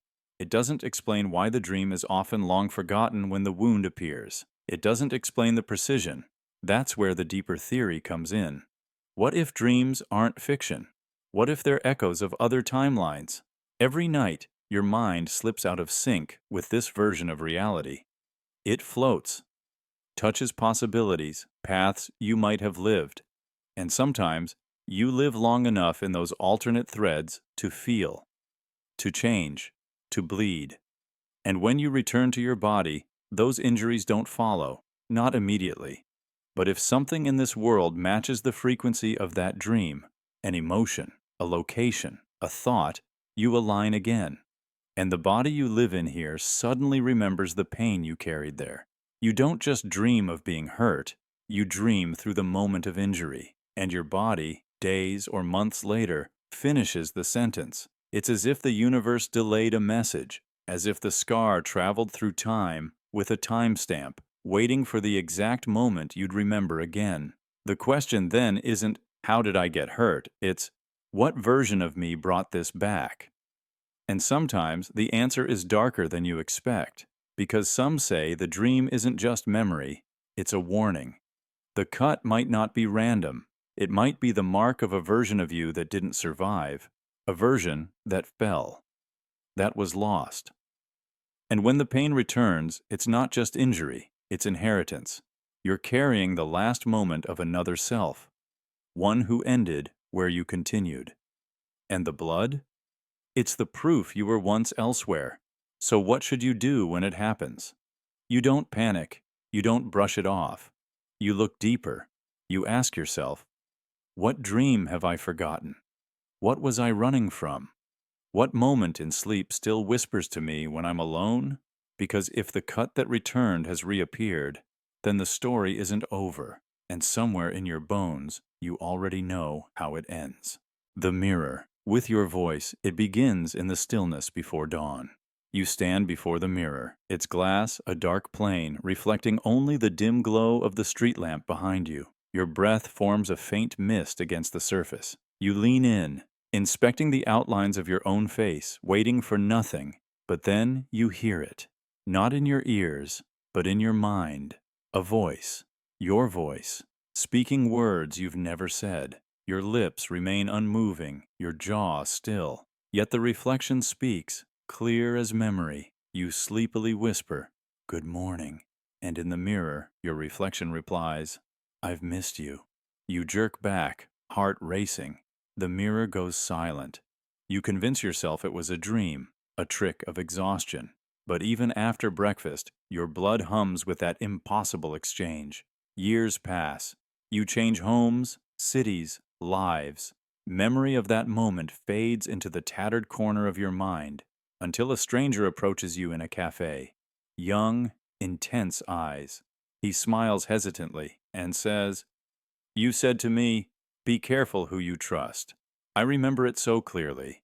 You freeze. That phrase, you realize, is the exact one the reflection spoke. You never spoke it aloud yourself. You weren't wearing a uniform. You weren't meeting a confidant. You were alone in your room. And yet, here was a witness, insisting you said it before you even knew it. The mirror. With your voice is more than a haunting anecdote. It challenges everything we believe about perception and memory. How can an image, mere reflections of light, generate speech? How can a thought become audible before it emerges in your mouth? And how can that message travel through years, shape itself into real words, and echo back from a stranger who swears they were there? Some psychologists call this cryptomnesia, memories so buried they feel new when recalled. Others propose auditory pareidolia, the brain seeking patterns in noise, yet neither fully explains learning novel phrases from your unspoken reflection. A more radical theory emerges from the edge of parapsychology, that mirrors are interfaces between conscious minds and parallel selves, versions of you in adjacent realities. When conditions align, when your focus, emotional state, and the mirror's surface tension synchronize, a bridge briefly forms. You speak through your reflection, not with muscle and air, but with intention and image. Your voice travels the mirror's boundary, and the reflection answers, drawing from that other self's memories. Imagine every decision you ever made generated a parallel life, one where you said yes, one where you said no, one where you learned a secret, and one where you suppressed it. These lives exist in potential until observed. But mirrors, some theorists argue, collapse those potentials. They force possibilities to rub against each other, shimmering just out of reach.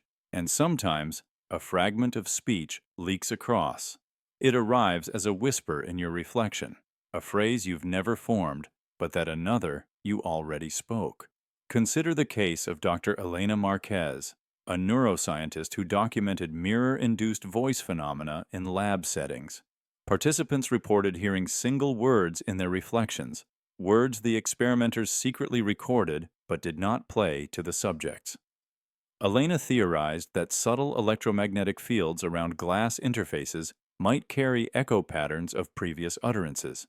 If those fields were strong enough, perhaps they could imprint phrases onto fresh neural circuits, triggering the sensation of hearing your own unspoken voice. But her work was dismissed by mainstream science as fringe at best, pseudoscience at worst. Then there's the stranger's testimony, the most chilling proof. You carry that phrase in your mind for months before a chance meeting makes it real. There's no script, no shared context, no collusion. And yet, there it is, an imprint of your reflection's speech delivered in waking reality.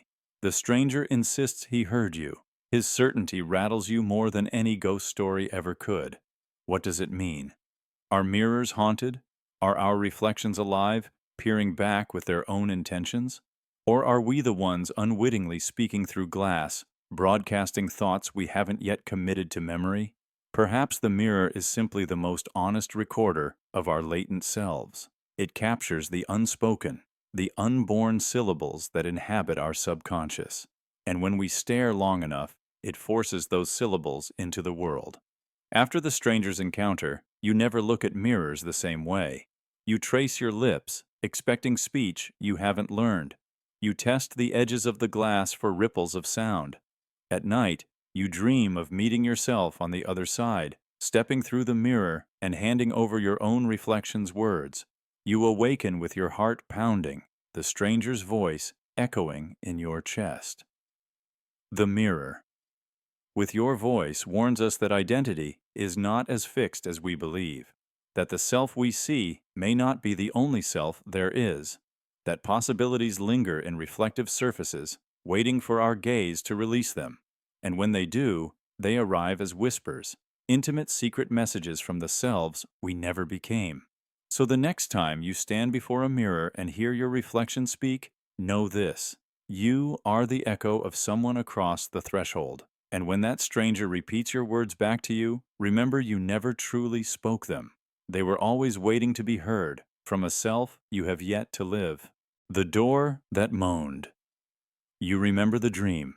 You wake in the dead of night to a sound that presses against your eardrums like fingernails on wood, a low, guttural moan from a door somewhere just beyond your bedroom. You tell yourself it's the wind, the house settling, your imagination. You pull the covers over your head, clutching the pillow tight. But the moan doesn't stop. It grows deeper, more desperate, as if the door itself is alive and begging for release. You roll over and see the gap beneath your own bedroom door, glowing faintly in the hall light. You hold your breath and listen. The groan crescendos, a tortured inhale of wood and hinge, and then silence. In the morning, you check the latch. It clicks. The knob turns only when you allow it. Everything is normal. Yet at night, when darkness sharpens your senses, you know it will come. That door will groan open, inch by inch, even though nothing and no one can pass through. No ghost, no intruder, no draft can break its stubborn seal. You bolted it, barred it, stuffed the jamb with pillows. Yet still, in dreams, it moans itself open, and the moan carries a message. Something ancient, something urgent, something you can't quite decipher. This isn't folklore. It's a phenomenon anchored in both memory and space. Doors are thresholds. They mark the boundary between worlds, inside and outside, safety and danger, wakefulness and sleep. Each revolution of the hinge is an invitation, a boundary test. And when a threshold develops its own voice, its own will to open, something has imprinted itself onto that boundary that transcends the physical. It's as if another version of you, one that once walked through that door into a life you abandoned, refuses to stay locked away. Real cases echo this terror. A woman in northern England dreamed nightly of her childhood closet door creaking open, despite her parents locking it from the inside. At dawn, she found the wood grain beside the latch worn smooth, as though something had rubbed against it repeatedly. She later learned that a relative who once lived in her house had vanished behind that very door decades earlier. The groan she heard was a memory, an unresolved fragment of loss, replayed until acknowledged. Another man, renovating an old San Francisco brownstone, found a pantry door that groaned so loudly at midnight he feared structural collapse. He replaced hinges, sanded the frame, reinforced the jamb. Yet the moan persisted, even when the building inspector found no defects. The townspeople whispered that the pantry had served in Prohibition, once a hidden speakeasy entrance. Each groan was a sigh from the past, a lingering protest from spirits of revelry and ruin. Doors that moan without reason are commentaries on continuity and rupture. They remind us that our environments record emotional events. Wood absorbs tears, laughter, fear, betrayal. Hinge mechanics learn patterns of use and misuse. When trauma or intense longing occurs near a door, the energy can warp the materials on a microscopic scale, creating irregularities that manifest as sound when the door flexes under the weight of expectation. Imagine a door frame saturated with grief. The morning sunlight carries a crisp hush, but at 3 a.m., when the thin veil between worlds thins further, that grief presses out. The door groans, not because of humidity or gravity, but because it remembers the moment when the wrong choice was made, the moment you left through it, or turned away, or never came back. It moans in mourning. These experiences often coincide with pivotal life decisions. People report the groaning door during times of deep indecision. The eve of a marriage, the brink of relocation, the night before confronting a hidden truth. The door's moan is a warning. The path you're about to close may not be the final one. It demands a second look, a deeper reckoning. Some who listened reported waking up with new clarity, choosing different careers, reconnecting with lost friends, confronting fears long buried. The door no longer moaned, as though its purpose had been fulfilled. But what if you push forward without listening? What if the latch holds and the moaning persists? You may feel a sense of fatigue, a heaviness in your limbs, as if something is draining your resolve. Insomnia follows, restless nights, and then, sometimes, more drastic signs. Splintered wood at the threshold, scratches on the floorboards, smells of must and memory that linger long after the door shuts. These aren't the workings of a poltergeist. They're the physical embodiment of ignored intuition. The door cannot open because you will not allow the truth through. In fringe consciousness studies, this is called a threshold echo, when the boundary between self and environment resonates a past potential so strongly it bleeds into the present. It's not hauntings, but echoings of abandoned selves, and the door becomes a loudspeaker for futures you nearly lived. So, what do you do when your door moans open at night even though no latch can hold it shut? You don't flee. You don't ignore it. You stand at the threshold, flashlight in hand, and you listen. You press your ear to the wood and wait for the pattern between creaks. Is it a single note? A rhythmic pulse? Does it rise in pitch at the middle and then fade? Each variation tells a story. Regret, opportunity, warning, longing. Then you ask yourself, what choice am I trying to lock away? What memory am I shoving behind this barrier, hoping it will stay buried? And you answer honestly. You might have to relive the moment you first saw that door, the transaction that sealed it closed, a farewell that never felt complete. And in that confession, spoken aloud, heart racing, the door will sigh its final groan, relinquishing its burden. The wood will settle, the hinge will rest, and at last, the boundary between your past and your present heals. Until, of course, another threshold calls, because life is a series of doors, and each one may groan with a story, a longing, a warning, an echo, waiting for us to turn the knob and listen. The doll you dreamt. You never owned a doll, never desired one. Yet each week, without fail, you dreamed of a porcelain figure, its eyes too wide, its smile almost knowing. You'd wake before dawn, heart pounding, and reach for the pillow as if to cradle something that slipped through your fingers. You dismissed it as childhood residue, or stress, or imagination. But deep inside, you felt a pull you couldn't explain. Then one summer afternoon, you visited your cousin's attic, boxes stacked to the rafters, old trunks, trunks of memories. You lifted a dusty lid, and there she was. There it was, the doll from your dreams. Pale china skin, painted lashes heavier than they should be, cheese. A dress of faded lace, as if it had aged through decades instead of nights, and etched on the back of its neck in tiny, deliberate script was your name. That's when you realized you hadn't dreamed the doll had dreamed you. This isn't coincidence. It's a phenomenon known among parapsychologists and dream researchers as dream object manifestation. When an object woven so deeply into your subconscious narrative crosses the barrier into waking reality. It starts with imprint theory, the idea that our minds do more than record experiences. They embed intentions, images, and desires into a shared psychic field.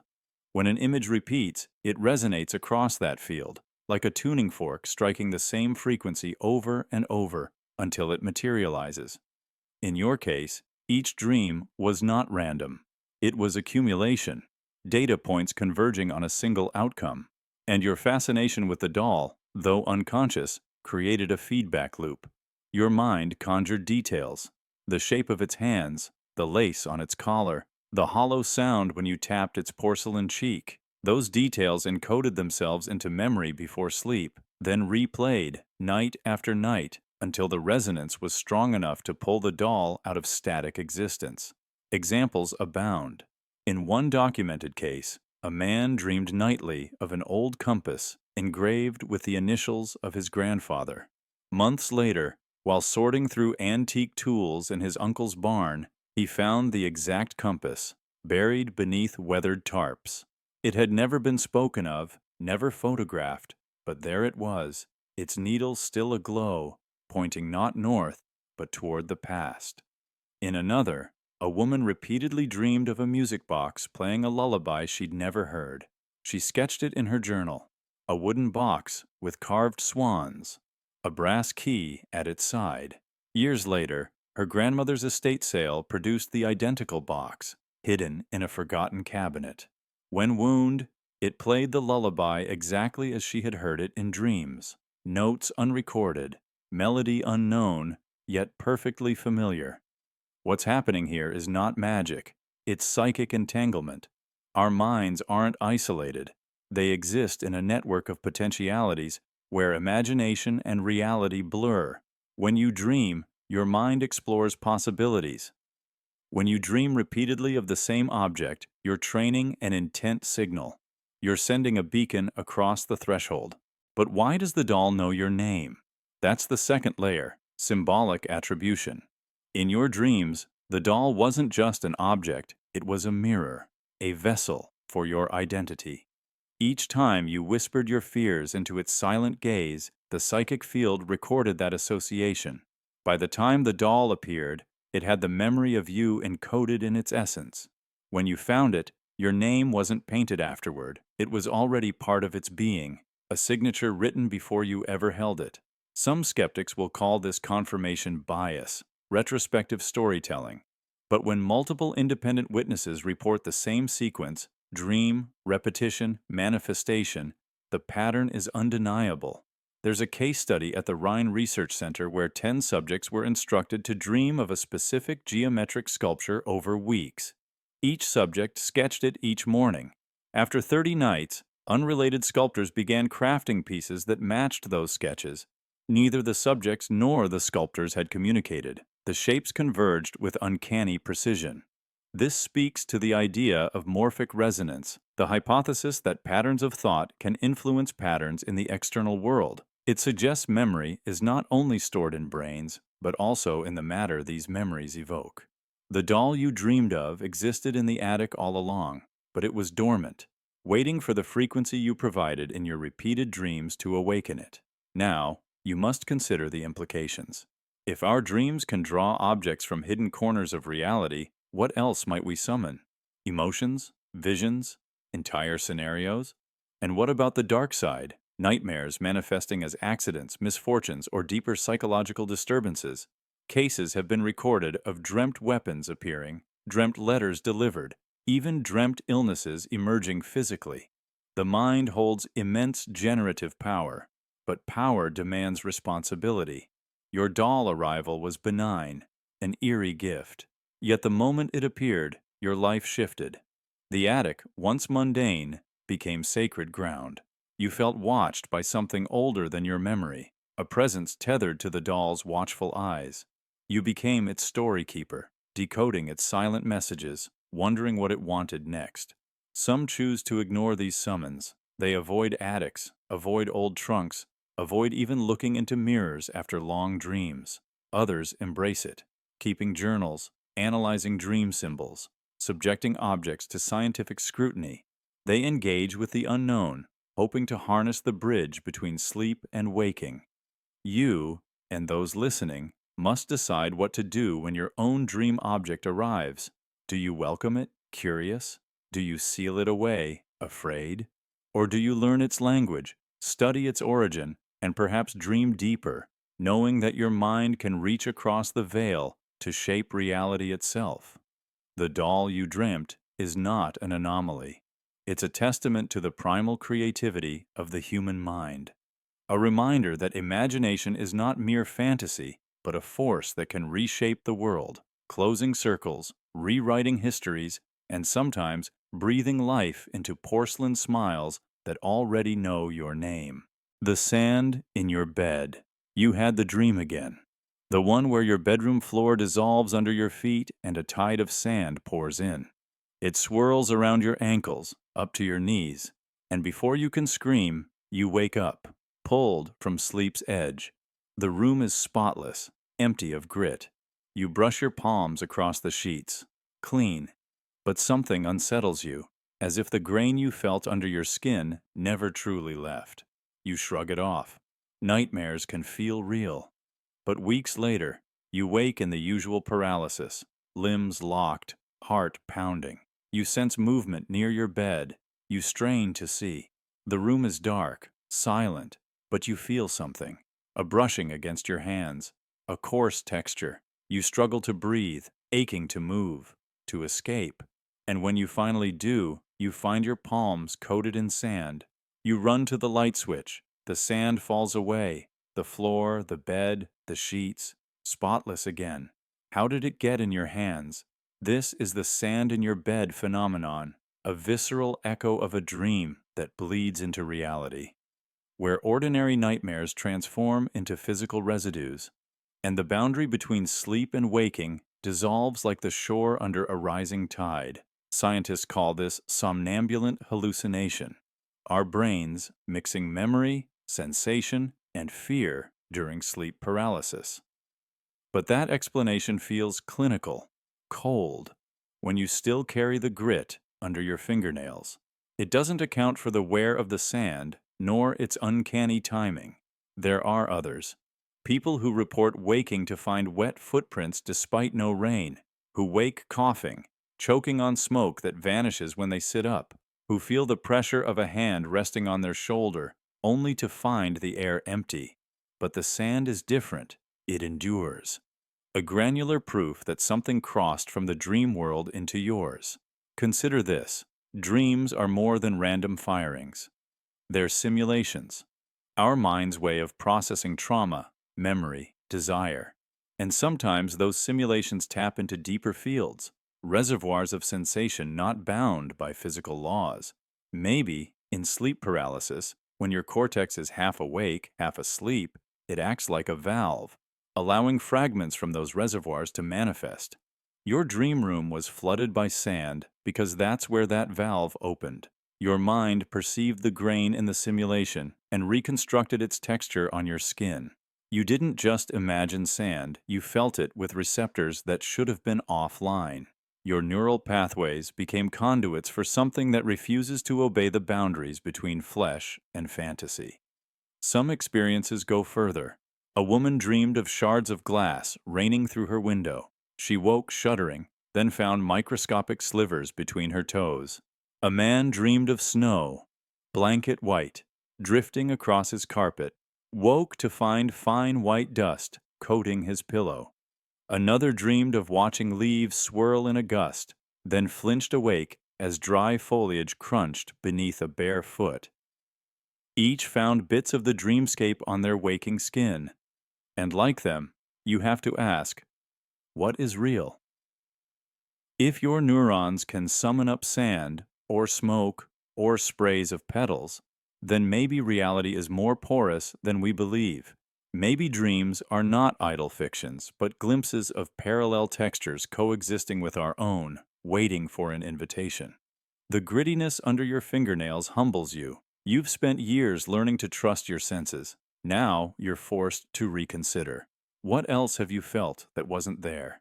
How many times did you dismiss a sudden chill or a phantom scent as imagination? The sand lingers in your mind long after you wash your hands. You catch yourself staring at granular patterns on the pavement, wondering if it's real or if your skin remembers memory grains from a dream you slept through. You become hyper-aware of every seldom-used drawer, every forgotten closet, imagining they might conceal pockets of gravel or ash, residues of consciousness bleeding through. And each time you fall asleep, you brace yourself, half hoping, half fearing that the dream will come again, that the floor will liquefy into sand, that you'll find yourself paralyzed, listening to the soft scrape of grains against your skin. And when you open your eyes, you'll be forced to confront the grit of something that shouldn't exist, an imprint of a dream so intense it anchored itself in your waking world. Because maybe that's what the sand is, a calling card, a proof that the boundary between reality and dream is arbitrary, that scaled curtains of perception can be parted, that when the veil thins, the textures of the mind can spill into flesh. And for a moment, you're both the dreamer and the dreamed, holding sand in your hands and wondering which world will swallow you next. The eye in the ceiling. You stared at the ceiling in your childhood bedroom, half asleep, half dreaming, when you saw it. An eye. Not a trick of shadow, not a crack in the plaster. A clear human eye, blinking, in the corner where two walls met the ceiling. You froze, heart pounding, until it closed and vanished. You told yourself it was a dream, but you never stopped looking. Now, in every hotel room, every unfamiliar ceiling, your head tilts back. You scan the corners. You search for a gaze that might blink at you. Because that first glimpse was no ordinary nightmare. It was an imprint, a warning, a real event that your mind refuses to dismiss. What was that eye? What did it want? Some say it's a fragment of a higher consciousness, observing, recording, testing. Others whisper of interdimensional gaps, portals where someone or something peers through. But there's another theory that cuts deeper. That eye was part of your own mind, projected outward, seeking something it had lost. Dreams are gateways. They let loose shards of memory, emotion, and possibility. And sometimes they paint scenes so vivid they bleed into waking life. You saw that eye in sleep. It belonged to a version of you trapped in a world beyond reach, an observer in your own life who made contact. In that moment, you saw yourself watched, not by a stranger, not by a ghost, but by a version of your own consciousness, curious, cautious, waiting. And when you woke, something stayed behind, a fragment of that watcher, a spark of awareness that says, you are never alone. Think of the last time you checked a ceiling. You lay on your back, suitcase half packed, new city humming outside the window. The room is safe, familiar, yet you tilt your head, corner by corner, as if expecting the eye to reopen. A friend once shared that she dreams of geometric patterns before seeing the eye, fractals that pulse in her mind's eye, then coalesce into a single orb. In her waking hours, she draws spirals on notepads, hoping to understand what that shape means. She said the eye wasn't malevolent, it was inquisitive. And when she sketched it, she felt seen for the first time in years. Another traveler, staying in a seaside inn, felt watched as dusk turned to dark. He glanced up and saw the faint outline of an eye, just for a heartbeat. He snapped a photo, then stared at it in disbelief. The eye was there, etched into the grain of the wood paneling. No editing. His phone recorded it. He never returned to that room. These aren't simple coincidences. They hint at something larger, that the mind can leave marks on reality. That perception, intense enough, can crystallize. You dreamed of the eye. You felt its presence. And now, the world resists forgetting. And there's a lesson in that vigilance. By scanning every ceiling, you honor the moment when you understood you were under observation. You acknowledge that your dreams carry truth. You respect the boundary between seen and unseen. The eye in the ceiling doesn't blink to scare you. It blinks to wake you, to remind you that reality is layered, that beneath every surface, paint, drywall, shadow, there may be a lens through which your soul is measured. So when you tilt your head in a new room, don't just look, feel. Notice the pulse of air against your face, the way the light glints off the corner, the subtle tension at the back of your neck. You're not seeking danger, you're seeking connection. Because that eye wasn't just watching, it was waiting, waiting for you to recognize its gaze, to meet it halfway, to acknowledge that somewhere, in sleep and dream, a part of you remained alert and wanted company. And as you check every ceiling, remember, you're not paranoid. You're prepared. You're carrying that memory forward, holding fast to the idea that the world remembers you even when you think you're alone. One day, you might not need to look up. You'll trust that awareness lives in your own vision, that you carry the watcher inside, no corner required. Until that day comes, keep looking, keep tilting, keep scanning the lines where walls become sky. Because somewhere in those angles lies the boundary between the seen and unseen, and the promise that you are never truly alone. The red water sink. You're jolted awake by a scream you never heard, drenched in sweat, heart pounding like a jackhammer. It began so innocently. A late-night trip to the kitchen, your feet dragging through the carpet. You twisted the faucet handle and the water ran red. Deep, dark crimson that pooled in the sink like spilled blood.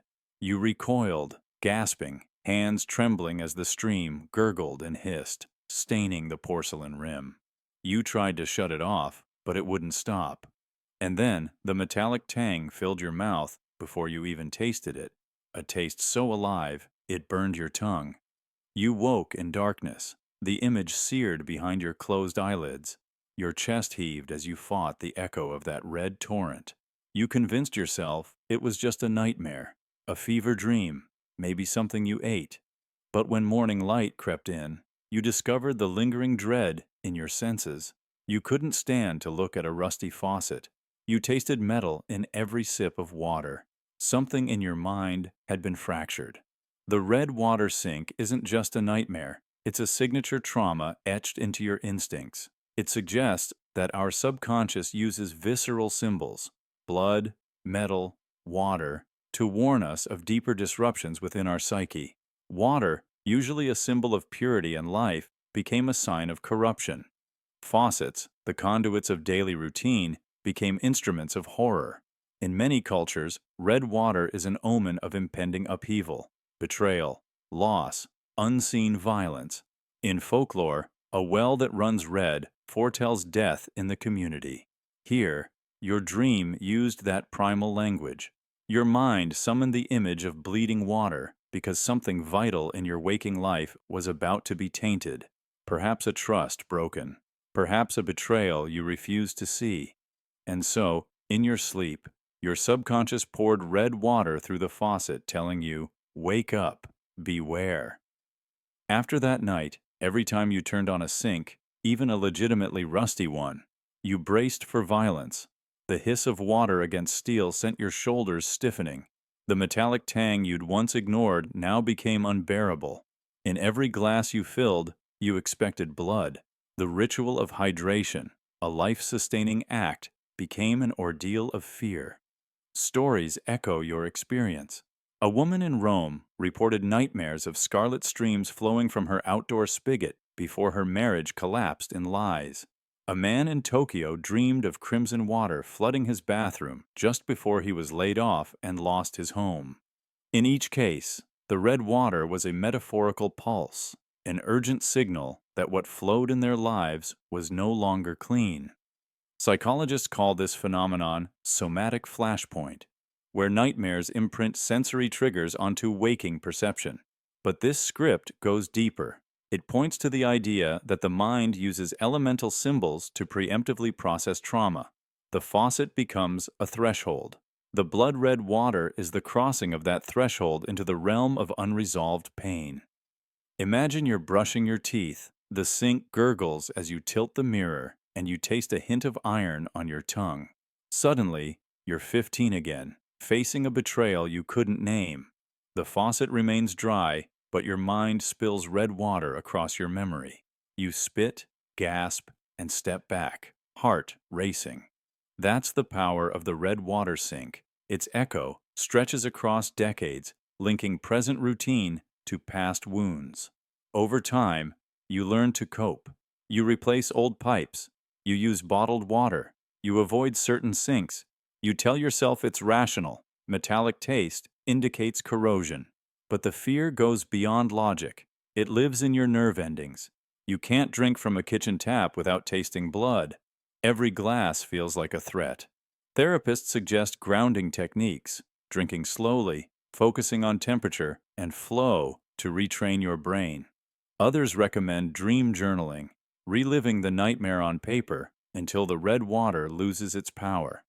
These methods can help, but the symbol remains potent. The faucet still stands as a reminder that routine actions can harbor hidden dangers. And perhaps that's the lesson. The mind warns us through extremes. It takes the mundane, turning on a sink, and turns it into a cinematic collapse of safety. It screams that our foundations may be corroding beneath the surface. that what we trust to sustain us might betray us. So when you pour water next time, pay attention. Listen to the hiss. Taste the metal. Notice if your heart skips. The red water sink speaks through your fear. It demands you look deeper, into relationships, into obligations, into the constructs you rely on. It tells you that sometimes the most corrosive elements aren't in the pipes, but in the unsaid truths you let flow unchecked. And if you ever dream of red water again, don't dismiss it. Stand under the faucet, let the stream run clear, and ask yourself what needs cleansing in your life. Because the red water may have been a nightmare, but its meaning is all too real. The packed bag dream. You were 6 when you first had the dream. You sat on your bedroom floor, clutching your favorite toy, as your parents bustled around the hall. You heard their hushed voices, voices you trusted without question, talking about leaving. In the dream, you watched their feet move past your door, slipping slippers in place of shoes. Their whispers faded as your mother placed a single suitcase at the foot of your bed. It was a small bag, faded navy canvas, with a single zipper and an embroidered crest you didn't recognize. "We'll be right back," your father said, eyes gentle but distant. "Just stay here, sweetheart." You waited. The hallway quieted. The bag sat beside you, packed, zipped shut, holding and keeping your future. Then you woke up, heart hammering, certain you'd been abandoned. But when you ran into the hallway, they were there, smiling, dismissing your tears as a nightmare. You never saw the bag again, until your 10th birthday. They never meant to remind you. Or so they said. They divorced in the spring, after arguments so quiet you barely noticed the tension, but loud enough to rattle the walls. And when your mother helped you clear the old room, she opened your closet beneath the window. There, tucked beneath your bed frame, was that bag, faded navy, embroidered with the same unknown crest. And inside it was everything you'd need if you had to go. Your stuffed bear, a change of clothes, your favorite book. You remember the way your mother's face went pale when she pulled it out? She turned it inside out. No dust, no wear, yet she insisted it wasn't hers, or his, or anyone's. It just was. And from that moment, you understood that some dreams aren't just dreams. It's called the packed bag dream, an event where subconscious warnings precede a real-life rupture. Psychologists categorize it under precognitive phenomena, dismissing it as coincidence or cryptomnesia. But the families who live it don't call it coincidence. They call it survival, a rehearsal, a trailer for a life-shattering event filmed in midnight reverie. Think of the mind as a vast cinema.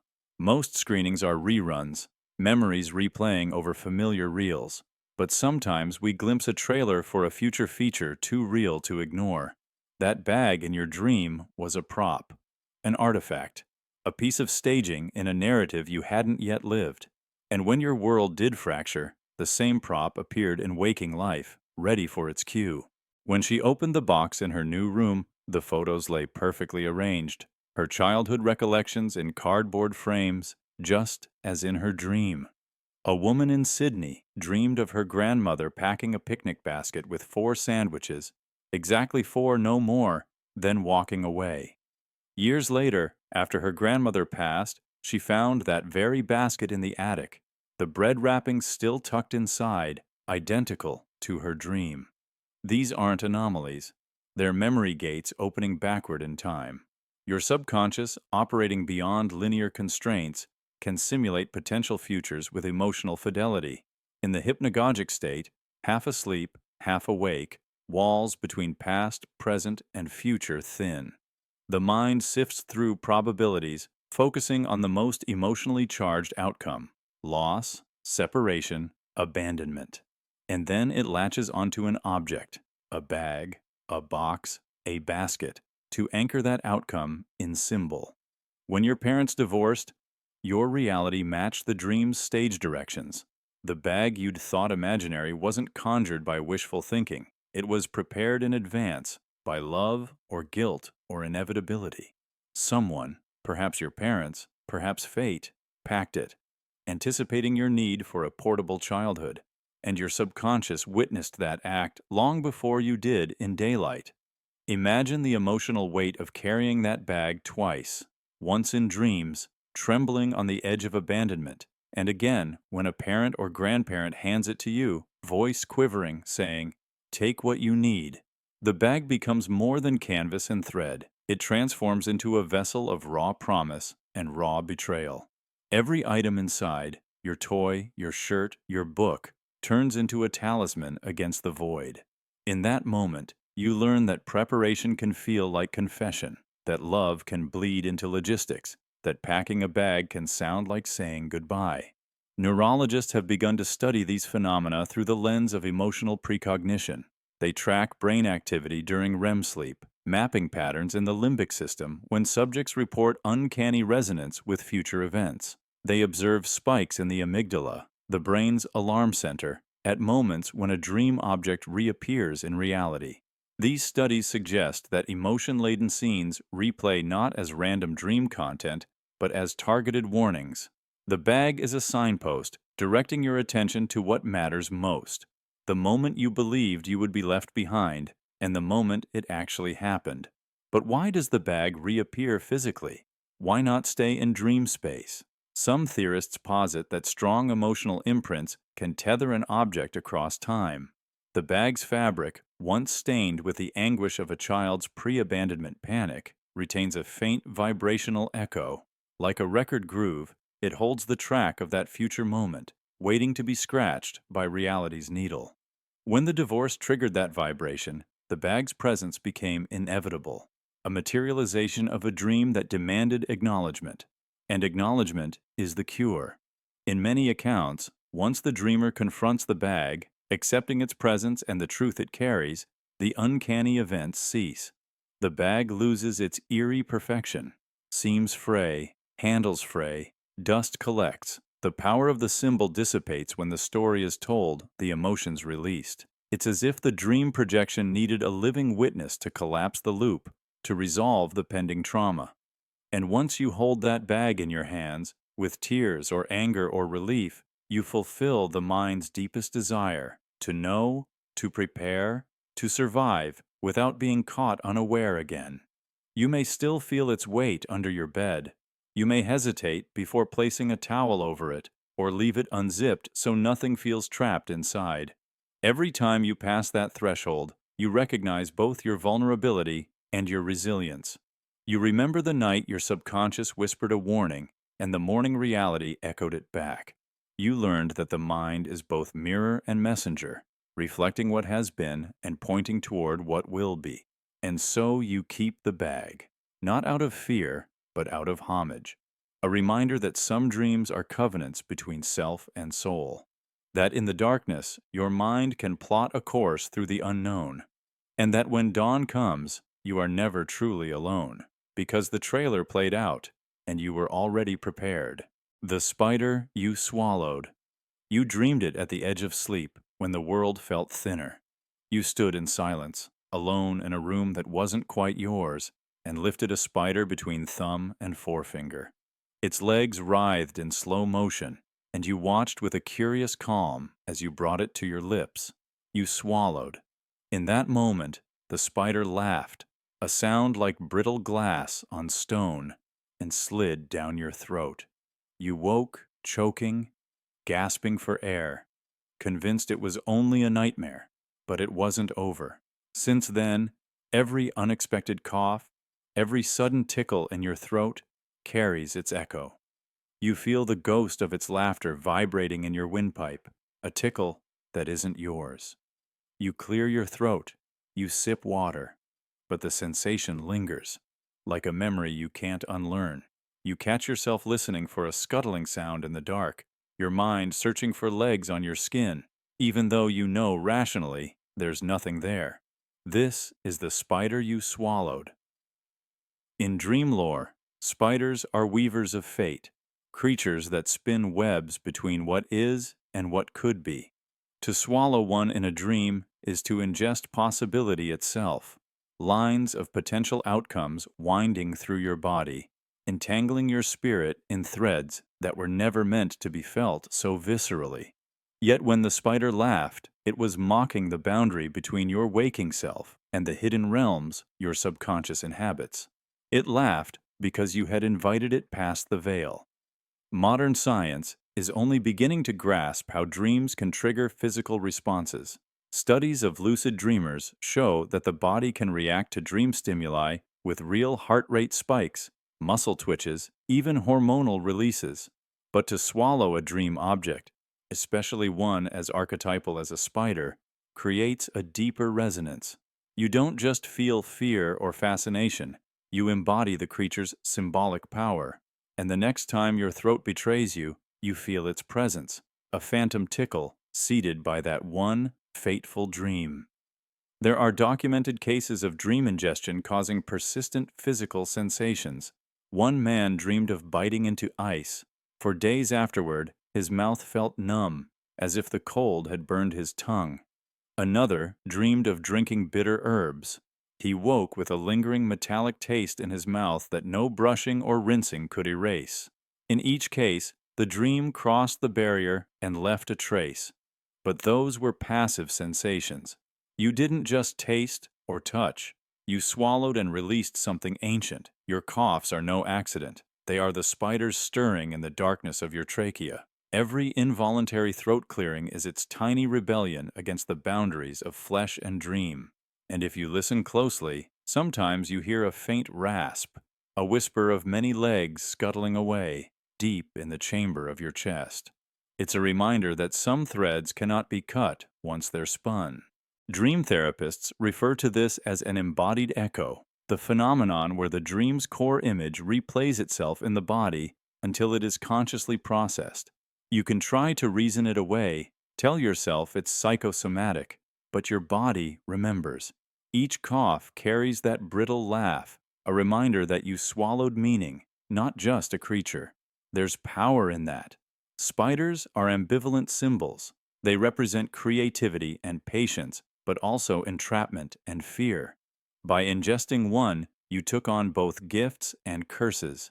You may find yourself more attuned to hidden patterns around you, webs of cause and effect you never noticed before. Or you may feel trapped, weighed down by invisible threads, unable to speak certain truths.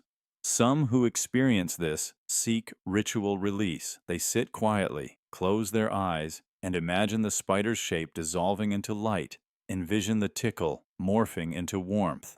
Others turn to mythic frameworks, offering tobacco to the spirit of the spider, writing letters to the creature under moonlight, asking it to leave their throat in peace. Few attempts succeed fully because the spider's laughter lives in the boundary between worlds, resistant to both logic and prayer. What if, instead of banishing it, you learned to listen? Each cough might carry a message, a pattern in the rasp that points to unresolved memories or hidden desires. Perhaps the laughter is not mockery, but invitation to explore the parts of yourself you've swallowed whole without tasting. What fears did you ingest? What talents did you trap inside? The spider's humor could be a guide, weaving you toward insights you've never dared to follow. Consider this. The web you carry is not just in your throat. It's woven across your life. Each relationship, each decision, each moment of hesitation or rush is a strand. The dream spider laughed because it saw the beautiful complexity of your tapestry and wanted you to feel its texture. Your coughs are your hands running across that weave, tracing the lines you never noticed. So the next time your throat seizes, don't simply chase the sensation away. Pause. Breathe. Let your mind drift back to the moment you swallowed.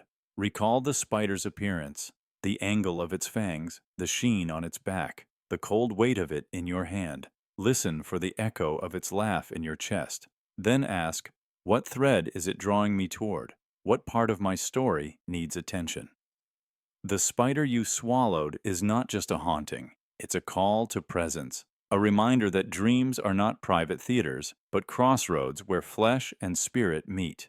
The creature in your dream became part of you. Its ghost tickles your throat so you won't forget that some doors open only from the inside. The Dancer Without Feet. You stood at the edge of a stage made of moonlight, watching her move. The spotlight found her even as everything else dissolved into velvet darkness. She wore a white tutu that rippled like water, but when she lifted her leg for the first arabesque, there were no feet.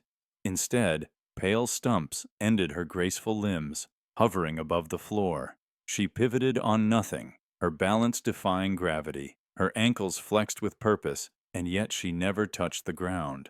The audience held its breath, and you did too, as if the world depended on her impossible dance. Then you woke, heart pounding, palms soaked, and remembered nothing except the emptiness where her feet should have been. In the days that followed, you found yourself avoiding every mirror that caught your reflection from the waist down. In dance studios you once frequented, the polished floors now seemed hostile. You slipped off your ballet slippers once and let them drop to the floor, ignoring the hollow clack. No one asked why you stopped attending class. Your teacher never inquired, your friends never wondered, and your family never pressed. The silence around your absence felt deliberate, as though everyone around you agreed to pretend it never happened. Forgotten reasons airbrushed out of your story, leaving only your own unease. Dream researchers might call this a hypnagogic hallucination, your mind projecting deep anxieties about performance or identity. Psychologists could chalk it up to a fear of failure, manifesting as the ultimate loss of footing. But that feels clinical, sterile, insufficient. Because in your bones, you know something else unfolded in that dream. Something that reached beyond metaphor and entered your body's memory. That ballerina without feet was not a symbol of your fear. She was its herald. There are others who share similar tales. A violinist dreams her bow shatters mid-performance, and afterward she can't bear the weight of a wooden stick in her hands. A figure skater envisions blades melting beneath her, and when she returns to the ice, every blade seems dulled. These stories converge at a point where dream and reality blur. A phantom sensation persists long after the sleep ends. A body remembers a trauma it never consciously experienced. Some say dreams are windows into parallel versions of ourselves. In one reality, you danced flawlessly, feet solid beneath your arches, the applause echoing off gilded walls. In another, you never learned to rise and point, the ground too slippery, the music too distant. When you dream the dancer without feet, you catch a glimpse of that alternate self, a self who lost her foundation before she even began, and your waking self recoils from the memory, refusing to risk feeling that absence again. Others believe the dream is a prophecy rather than a memory, that your life veered off course at that moment, and the dream was a warning. The body you rely on can vanish in an instant. Your feet, which once carried you through rehearsals, recitals, and late-night improvisations, are fragile vessels. The dream dramatizes their fragility to protect you, so you heed its counsel by never dancing again, preserving your corporeal integrity at the expense of your passion. If this is true, then every dancer's studio you avoid, every bar you pass without touching, becomes a monument to that night when a ballerina danced on hollow stumps. The empty slippers by your door are not relics of former dreams, but guardians of potential harm. Reminders that once you witnessed the impossible, you could never pretend the world was as steady as it seemed. But perhaps there's another way to see it, that the dancer without feet was not a harbinger of loss, but a guide to transformation. She stripped away the expectation of perfection, the choreography of others, leaving only the pure impulse to move. Without feet, she invented new balances, discovered rotations born of will alone. Maybe your own dance never needed the perfect arc of an ankle or the pointed beauty of toes. Perhaps the dream invites you to find a different rhythm, one unbound by physical form, one that flows through breath and intention rather than through plie and pirouette.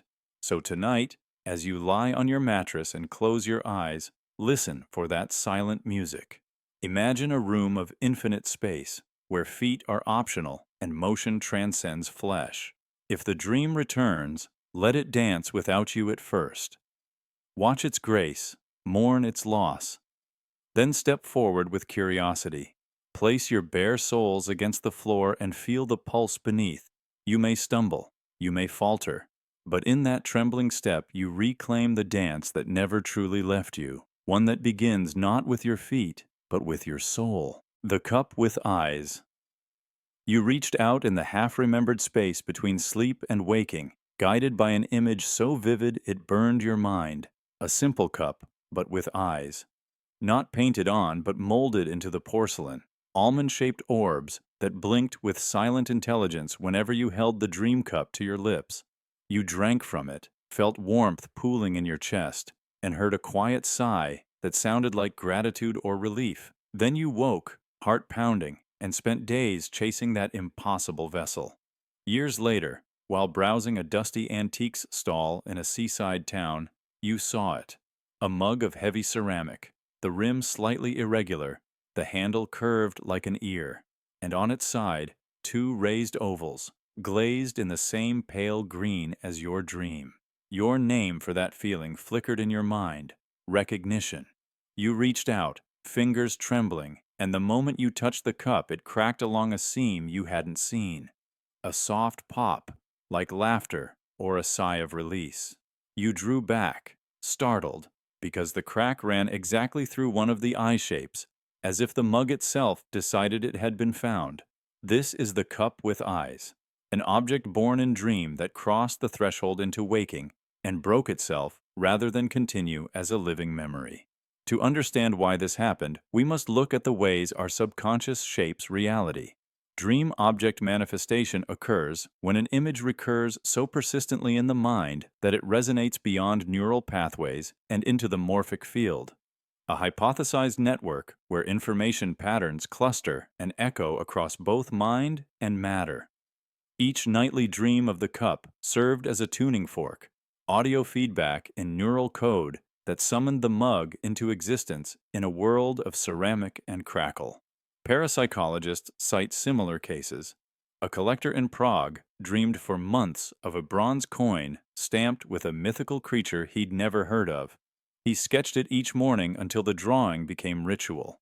One day, at a flea market in Brno, he found the exact coin, edges worn, creature still clear. Another example, a poet dreamed of a fountain pen made of black ebony and gold, etched with vines. Years later, an estate sale revealed just such a pen, tucked inside a dusty box of letters. In every case, the repeated dream image acted as a pattern trigger, guiding reality to mirror the internal vision. But why did the cup crack when you touched it? Symbolic attribution offers one explanation. In your dreams, the cup's eyes did more than observe. They held sorrow, remembrance, something you could not name. By cracking, the mug completed the cycle. It bore witness to your discovery, then relinquished its form rather than expose whatever secret it carried. The fracture line is a signature, evidence that the dream and waking worlds share a boundary, and that crossing it can incur a cost. The crack speaks of vulnerability, as if the mug understood it was not meant to exist indefinitely in your hands. There's also the theory of psychic imprint. Objects accumulate energetic signatures over time, memories, emotions, intentions. In your dream, the cup may have been a receptacle for feelings you suppressed, grief for a loss you never voiced, longing for connection you never formed.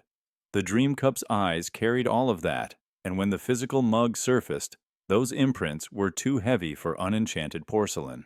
The crack released the stored weight, leaving you with the fragment of its story, and the lingering sense that someone or something watched as it broke. Opening ourselves to dream object manifestations can be a path to self-knowledge. What dreams reverberate so strongly within us? Which images recur until they demand to be acknowledged? The cup with eyes invites you to examine the parts of yourself you hide in shadow. It asks, which sorrow or wonder are you storing in secret ceramics inside your soul? What small vessels of emotion need both your recognition and your release? Yet this power comes with caution. Dream-summoned objects can bridge worlds, but may also carry back elements that unsettle everyday life. Sudden insights, unwanted memories, even physical sensations. Just as the cup cracked at your touch, so too can the barriers between conscious and unconscious shatter in unsettling ways. Some find solace in ritual closure, gently burying the cracked piece beneath a flowering tree or offering a quiet thank you to the dream spirit that guided them.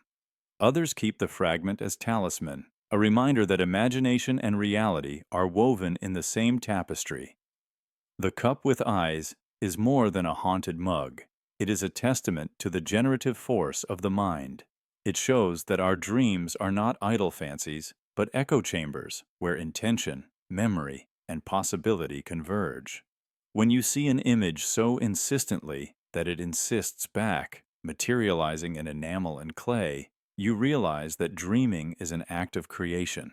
And sometimes creation takes form, then chooses its own end. The tub that rose. You stepped into the bathroom that night without thinking.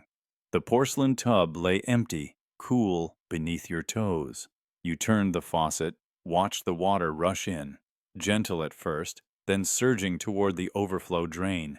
You settled in, closing your eyes, sinking beneath the surface. And then it happened. The entire tub began to rise. You felt the walls of ceramic slide beneath your skin, like an elevator in slow motion, carrying you upward against the pull of gravity. Water lapped at your shoulders as the world outside the bathroom door grew smaller. Panic flashed in your chest until you woke with a gasp, the sheets tangled at your waist, your heart hammering as if you'd actually left the ground. From that moment on, you never looked at the bathtub the same way. Every time you draw a bath past your knees, a shiver runs along your spine. You tell yourself the tub can't move, that dream elevators don't exist in real life. But your body remembers. You feel a subtle shift in the air as the water edges toward your chest. Your fingers tighten on the rim. You wait for the tub to rise, for the walls to slide down, for you to be carried somewhere unknown. It's called the tub that rose phenomenon, a haunting echo of one vivid dream that rewrites your sense of safety in an everyday object. Where most nightmares fade at dawn, this one casts a longer shadow. You're not just afraid of water deep enough to cover your belly, you're afraid of what might happen when that porcelain shell becomes a vehicle. Dream scientists might say it's a typical anxiety projection. Baths are vulnerable moments, and the mind translates that fear into motion. Psychologists might diagnose it as a trauma response to sensation of being submerged. But that clinical language misses the visceral truth you feel every time you inch the water level upward. No matter how many times you calm yourself, the memory flickers in your bones. The bathtub moved. Others report similar echoes. A man in Texas dreams his showerhead sprays fire. Ever since, he shudders whenever steam rises. A woman in Tokyo dreams her kitchen sink floods the entire apartment. Now she can't wash dishes without pausing at the last drop of water. These aren't just bad dreams. They're residual experiences that map new rules onto reality. You find yourself studying bathtubs in friends' homes. You slip a hand beneath the lip, feel its solidity. You imagine the mechanism hidden beneath the floorboards, a secret hydraulic lift ready to whisper you upward. In hotel bathrooms, you test the water level slowly, scanning the corners for seams. You count the breaths it takes to fill your lungs at different depths. Every precaution is an attempt to outwit a dream that feels more real than any waking memory. But maybe it's not about being real. Maybe the dream was a gateway, a portal that opened your perception to layers of existence lurking behind the surfaces of your life. That tub rising wasn't malfunction or hallucination, but an invitation. A hint that mundane objects can transcend their roles and become ferries between worlds. Imagine that when you sank past your knees, you triggered a threshold. When the water reached your waist, you crossed an invisible line. The tub, acting like an elevator shaft, carried you to a parallel reality, one where submersion meant ascent, where immersion meant escape. For that brief moment, you glimpsed another plane, and your mind cataloged the experience in symbolic form. Now, every time you approach that threshold again, your subconscious wonders, will the portal reopen? People who chase this fear sometimes try to reclaim the bathtub. They fill it to different levels. They chant mantras. They imagine roots growing from the drain into the earth, anchoring the tub. Some leave crystals on the rim to guard against unintended travel. They treat the bathtub with ritual reverence, transforming the site of dread into a locus of power. You consider these measures. You've placed sea salt along the edge. You've drawn protective circles with soap scum. You've even invited a friend to stand guard outside the door. But each precaution only deepens the mystery, because your sleeping mind seems to test them all. The second the water reaches the right height, you feel the subtle hum of ancient machinery awakening. And it's not just a physical sensation, it's emotional, a longing entwined with fear. As much as you dread the tub rising, you feel a pull toward that unknown destination, the promise of movement, of change, of something waiting beyond the lift. It's as if the dream's true purpose wasn't to terrify you, but to awaken you. To show you that the world you navigate by habit is just the first layer, that underneath ordinary surfaces lie doors, portals, thresholds you've never noticed. One night, you decide to see if the dream returns. You fill the tub to mid-thigh. You sit quietly, listening to the water pulse. Your heart slows even as your mind races. You focus on your breathing. You feel the tub's grainy glaze against your fingertips. You close your eyes, and you wait. For a long moment, nothing happens. Just the soft drip of the faucet, the distant hum of city traffic beyond the tiled walls. Then, a click, a faint tremor beneath your seat. The tub quivers like a bud on the brink of bloom. Your breath catches. You lift a single eyelid. The surface of the water ripples, not from your movement, but from something below the floor. You hold perfectly still, feeling the first brush of displacement against your calf. You smile then, because fear has become curiosity. You lean into the shutter, eager to see where it will take you. If it lifts you upward, will you rise above your life? Will you emerge into a version of yourself you've only dared to imagine? And at that instant, you understand. The tub that rose isn't a curse, it's an invitation. A reminder that even the most familiar containers can become vessels of transformation, that safety is an illusion, and possibility waits whenever you're willing to cross the waterline. The tub quakes again, and this time, you don't shrink away. You lean forward, arms outstretched, ready to ride the porcelain elevator. Because some journeys begin not with a door or a road, but with a single, trembling rise in a dream. The gray dog warning. You heard it once in a dream, a low, urgent bark that seemed to vibrate through your bones.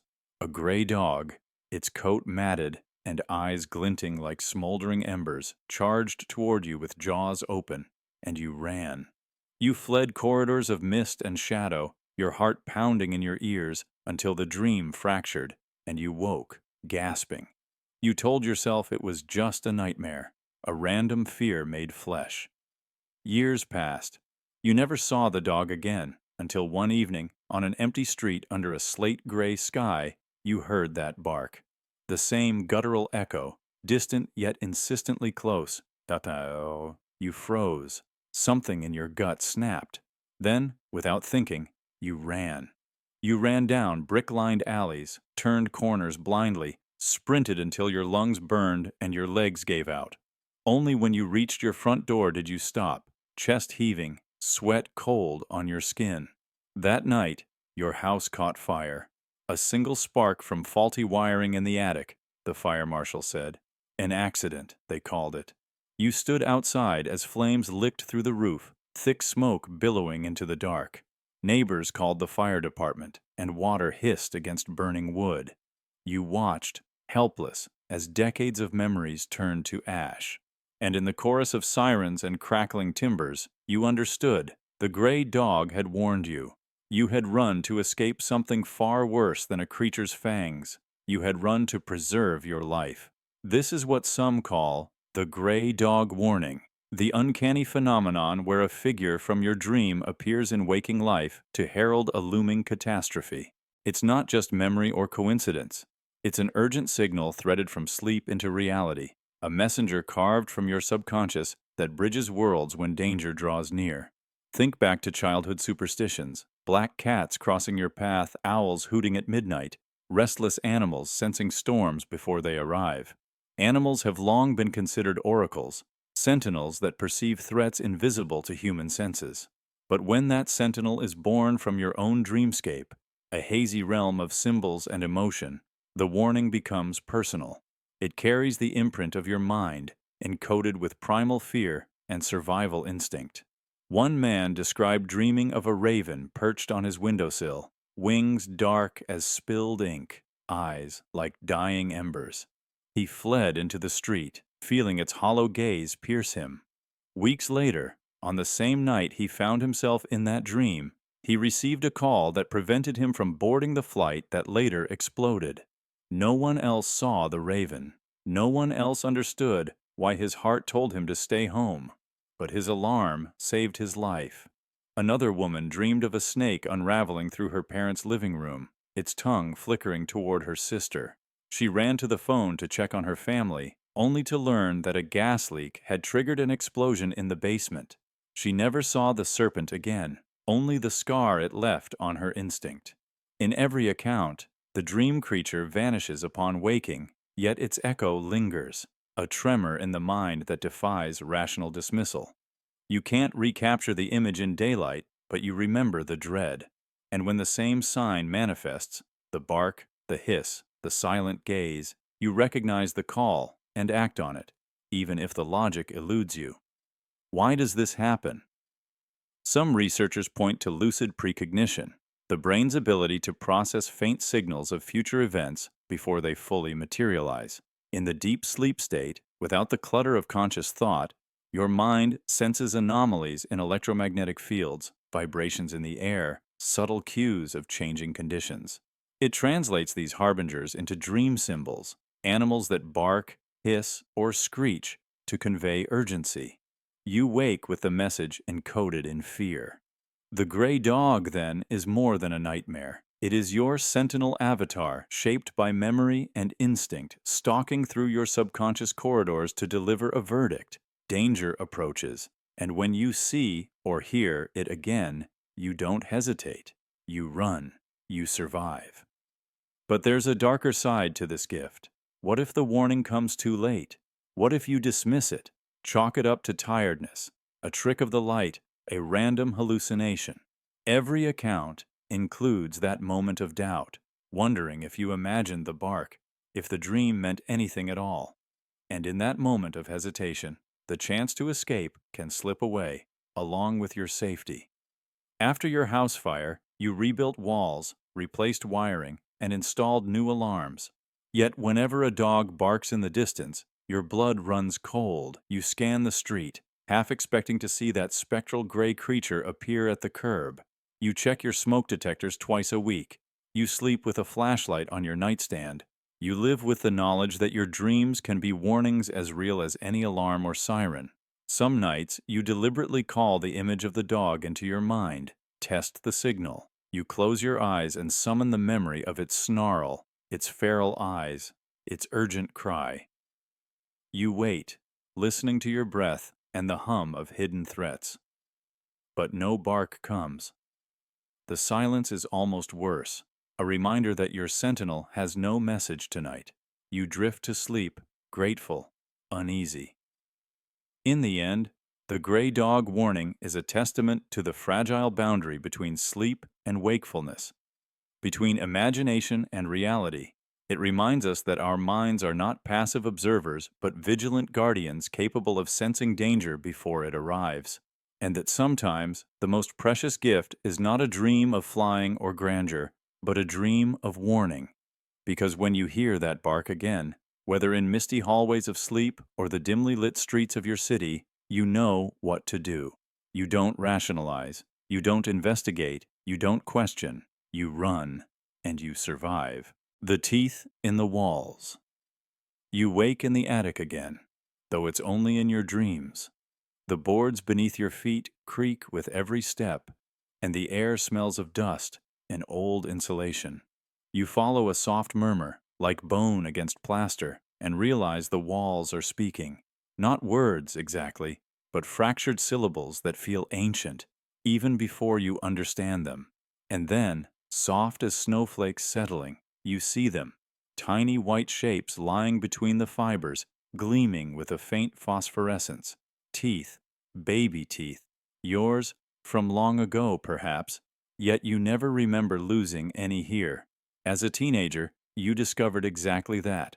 Cleaning out the attic on a hot Saturday, you pulled aside insulation and felt something hard beneath your fingertips. At first, you thought it was a rock or a fragment of ceramic, but when you lifted the debris, a row of deciduous teeth stared back, perfectly preserved, each root stub proud as though freshly shed, and none of them bore the wear of your own childhood brushes. The house had swallowed hundreds of baby teeth, collected silently behind its walls, and in that moment, you understood your dreams were memories of something deeper than your own life, something embedded in the very structure of the home. Physicists talk about acoustic resonance and the way buildings hold echoes of sound long after noise fades. But teeth are not echoes. They are concrete tokens of growth, of innocence lost, of life's fragile thresholds. Why would so many teeth be hidden here beyond floorboards, beyond the reach of parents and children? One theory draws on house as entity, an organic archive that absorbs the stories of its inhabitants and buries them within its bones. The house listens. It absorbs the creaks of childhood, the laughter of play, the sobs of fevered nights. And then it speaks back, in dreams and in whispers, using the most visceral symbols it can find: teeth, the tools of infancy, the markers of transition from one state of being to another. Some psychologists might call your dream a form of childhood transference, your mind projecting fears of decay and loss onto your surroundings. But when you saw those teeth in the attic, the boundary between psyche and structure dissolved. The dream wasn't metaphor, it was a guide. It led you to the hidden deposit. In that sense, the walls were not whispering to you. They were calling you by name, inviting you to uncover what lay unseen for decades. Anthropologists who study rituals note that teeth often serve as tokens of transformation. In some cultures, parents keep a child's first tooth as a talisman, burying it under a tree to ensure strong roots. In others, lost teeth are offered to spirits in exchange for protection. But these teeth were never placed intentionally. They were lost, not by children brushing carelessly, but by the house itself, collecting stories without consulting its occupants, burying them like time capsules in insulation. The walls were whispering because they needed release, a reckoning with the energies of growth and abandonment woven into their timber. In your waking life, you couldn't shake the memory. Every creak in the floor, every draft sneaking through cracks, recalled the hush of the attic's secret. Friends joked about the haunted teeth, but you saw it differently, not haunting, but entanglement. The house and its history had become part of you, and you part of it. The tooth deposit felt like proof that homes have memories, that they store fragments of lives beyond mere furniture and paint. The mattress where you slept, the sink you washed in, even the walls around you, all vessels for echoes that run deeper than sound. Later, you moved away, but the fascination remained. You researched other accounts: a family in Norway who found a child's marble eye behind a wall, a farmhouse in Kentucky where layers of wallpaper hid pressed pennies and childhood notes. In each case, the house preserves what the mind forgets. And those who live there dream of these objects long before they are found, their subconscious acting as archaeologists, retracing the outlines of secrets buried in planks and nails. Today, when you dream of walls whispering about teeth, you no longer fear it. You listen. You feel for the pulse of the place, the heartbeat echoing through joists and studs. You know that beneath everyday routines lies a deeper code of human experience, waiting to be decoded by a curious mind brave enough to peel back the layers. The teeth in the walls is not a horror story. It is a reminder that the places we inhabit remember us as much as we remember them. and that our dreams can guide us to truths hidden in the silence. The TV that answered. You remember the first time it happened? You lay in bed, heavy with fear, caught between sleep and wakefulness, when a scream tore through the darkness of your nightmare. In the oppressive haze of the dream, you sat at the foot of your childhood bed, heart hammering, and you whispered a question into the void, something desperate, something you'd never admit aloud in daylight. "Are you there?" you asked. And then you heard it. A crackle, a hiss, a voice answering through the static on the TV perched in the corner of the room. It wasn't a channel change. It wasn't white noise. It was a reply, low and rasping, timed exactly to your words, carrying the weight of recognition. Yes. You jolted awake, gasping for air. The room was silent, your heart racing, every muscle tense. The TV screen glowed with its usual home screen menu, unmoving, unbroken. You rationalized, your mind playing tricks, hypnagogic hallucination, sleep paralysis plus auditory illusion. But the dread lingered. Weeks later, you first heard it again. You lay in bed, long past midnight, scrolling through your phone in the darkness, when you noticed the TV, long turned off, flicker. A mesh of static appeared in the corner of the blank screen. You paused, eyes fixed. The static pulsed, as if in rhythm with your breathing. Then you heard it, a low, crackling murmur, broken syllables, as though the TV were straining to speak. You froze, the hair on your arms standing on end. It stopped when you dared to listen too closely, fading back into silence. You couldn't explain it. You wanted to explain it. You told yourself this was just your imagination, stress, an overworked mind, but your gut twisted in panic. This is the phenomenon known as the TV that answered, a convergence of dream, memory, and electromagnetic resonance that blurs the boundary between the questioner and the answered. We're taught that televisions are passive devices, receivers only. But what if they're more? What if, under certain conditions, late at night when psychology and physics play tricks, when your consciousness bends toward a precarious edge, they become conduits for voices that shouldn't exist? In dream studies, there's a concept called onerophrenic feedback, where the brain's auditory cortex misattributes internal thoughts to external sources during transitional sleep states. Most people experience harmless whispers or distant echoes, but some report full sentences, responses packaged in crackling static. And those people remember their dreams vividly, as though they were present during the hallucination. For them, the dream and reality merge, and the TV becomes a participant in their subconscious narrative. Take the case of a student in Boston who suffered recurring nightmares of calling out for guidance in a dream of pitch-black corridors. He would whisper into the dark, "Show me the way." In his lucid moments, the old CRT in his dorm room would spring to life with snow, and a gravelly voice would murmur, "Turn back." He chalked it up to stress and insomnia until one night he followed the warning and skipped his usual corridor shortcut. The next day, he learned police had found a collapsed ceiling on that very corridor mere minutes after he normally walked it. He never doubted the static again. Or consider a writer in London who, tormented by self-doubt, dreamed of asking her manuscript aloud if it was worth finishing. She heard a reply in her living room stereo, "Nearly." She awoke, furious and frightened. Months later, she discovered her old television had a loose cable. When she repaired it, the set refused to display any input until she attempted to watch an unfinished pilot on a streaming stick. Static filled the screen, and once more, she heard a faint, "almost." These aren't isolated anecdotes. They point to an unsettling intersection between expectancy and electromagnetism. Late at night, your home wiring hums with stray currents. Devices idle, in low-power standby, yet remain sensitive to electromagnetic interference. Your body generates bioelectric fields, especially when agitated or dreaming.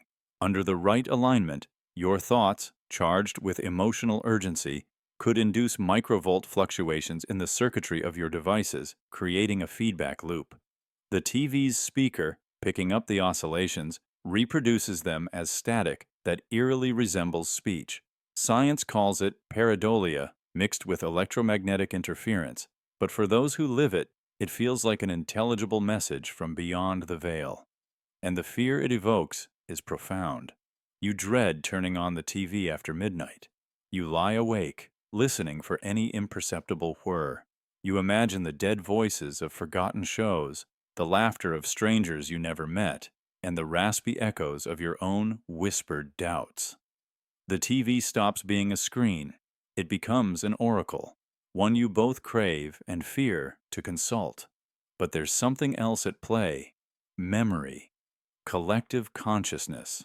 The idea that when you ask a question in the deepest part of sleep, you're opening a channel not just to your own subconscious, but to the repository of past broadcasts, forgotten dialogues, half-heard testimonies that lie encoded in the walls of the device. Every signal ever drawn through its circuits leaves a trace, a faint echo. And when your psyche aligns with that echo, you become both the broadcaster and the receiver. Your question triggers a response buried in the machine's electric memory. Some nights you hear your name whispered through the static, just your name, before it dissolves back into plain fuzz. Other times you hear fragments. Find out. It's too late. Look behind you. You pretend not to hear it. You pretend it's not real. But you cannot pretend it won't happen again. You turn off the breaker, unplug the coaxial cable, and still, sometimes, in the silence, you swear you hear the telltale hiss of someone trying to answer. The TV that answered reminds us that the boundary between mind and machine can be porous, especially when we push ourselves to the brink of our own fear. It shows that some devices carry more than circuits and code. They carry traces of every emotion, every question ever projected onto them. And sometimes, under the cover of darkness, they remember us back. So if you hear a crackle in the static late at night, don't switch the channel. Don't dismiss it as interference. Listen, because that voice may be the one you least expect, perhaps the only one you truly need to hear. And in that moment, you will understand that the question you asked in your nightmare was never just yours alone. It was a plea, echoed through wire and silicon, answered by something that exists somewhere between sleep and wakefulness, between heart and hardware, and it is real. The school that wasn't. You walked through corridors of that school every night in your dreams. Long hallways lined with tall windows that always reflected a sky you'd never seen in daylight. Classrooms filled with wooden desks carved with initials you didn't recognize. You heard laughter in the cafeteria, smelled the tang of chalk on blackboards, felt the weight of textbooks you never borrowed. And each morning, you woke with the echo of its bell pealing through your mind. For months, it felt like childhood residue, some fragment of memory you'd forgotten. You convinced yourself it was a composite of every school you'd ever attended or visited in movies. But the more you dreamed, the more specific it became. The peculiar arch of the front gate, the curved banister on the main staircase, the mural on the gym wall depicting a phoenix rising from open books. You could sketch it blindfolded, pace its layout in your mind, even anticipate which side door led to the science labs. Then one afternoon, on an impulse drive through a winding highway you'd never traveled, you found yourself entering an unfamiliar town. You saw the sign, Crestwood, Itzisis. It looked quaint on the map, just another dot between cities. You parked and walked toward a cluster of buildings beyond a stand of maple trees. And there it was, the school you'd only dreamed of, Crestwood Academy. The front gate exactly as you had drawn it, the banister's gentle curve, the phoenix mural, sun-faded but unmistakable. For a moment, you stood frozen. Your breath caught. You lifted your hand to the gate and pressed a finger against the cold iron. A shock rippled through you, an astonishment that this place had waited, hidden from you until your mind was ready. You circled the perimeter, tracing every detail you'd seen in dreams. The windows, the door handles, the lymph of ivy curling around the bricks. It was as if the school had been built to match your subconscious design. This is not a tale of coincidence. It's a phenomenon that psychologists and parapsychologists refer to as dream object manifestation or experiential resonance. Our minds do more than process what we know, they also map possibilities, paths we could take, places we might go. When an image recurs insistently in dream, it imprints on our neural pathways, reinforcing a pattern until reality bends to reflect it. Your nightly visits to Crestwood Academy were not random fantasies, but a blueprint sent into the world to be realized. Similar stories abound. There's the writer who dreamed of a specific coffee shop with yellow tile and mismatched chairs for months, then found it on a backstreet in Berlin. The musician who dreamed of an empty recording studio walked through a narrow alley in Tokyo and discovered the very space he'd composed melodies for in his sleep. Each case follows the same arc: repeated dreams, emotional conviction, a chance encounter that reveals the dream world's architecture is already in place, waiting to be recognized. Why does this happen? One theory is Carl Jung's collective unconscious, a shared reservoir of archetypes and images that surface in individual minds. But your experience goes further, suggesting an interactive field where personal intention can draw latent patterns into form. Rupert Sheldrake's notion of morphic resonance posits that once a pattern is established, whether in a thought, a dream, or a structure, it becomes more likely to be repeated elsewhere. Your dream created a resonance strong enough to awaken Crestwood Academy from dormancy. There are layers of meaning, too.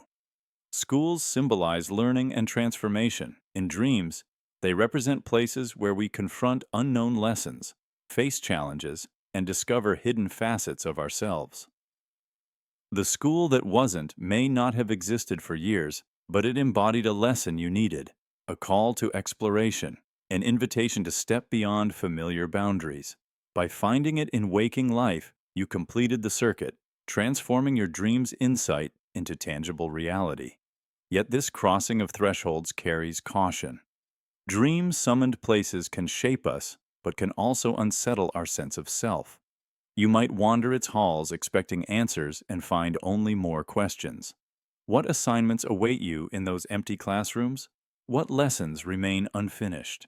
As you walk those corridors in the light of day, you carry the gravity of every dream night you spent mapping its walls. Some respond by becoming students again, taking classes, conversing with the few staff who remain, journaling their discoveries in the library that always smelled faintly of lemon polish. Others retreat, sealing memories like relics to be kept in a box, afraid that each return visit might fracture the illusion that grounded them. A few embrace it fully, using the school's blueprint to guide new creative projects, shaping art or writing around the story of a place that exists in two realities at once. Ultimately, the school that wasn't reminds us that the boundary between imagination and reality is porous. When our dreams press with enough intent, the world can rearrange to accommodate them. The hidden town, the unnoticed building, the sign you never read, all were waiting. They awaited your recognition, your belief that what lived in sleep deserved a place in waking life. So if you close your eyes tonight and wander through those hallways again, remember this: the next time you drive down an unknown road, you might find the door you never knew was there, and on the other side, a lesson waiting to be learned, a classroom filled with questions you've only just begun to ask. This is the school that wasn't, and at last, it has opened its gates.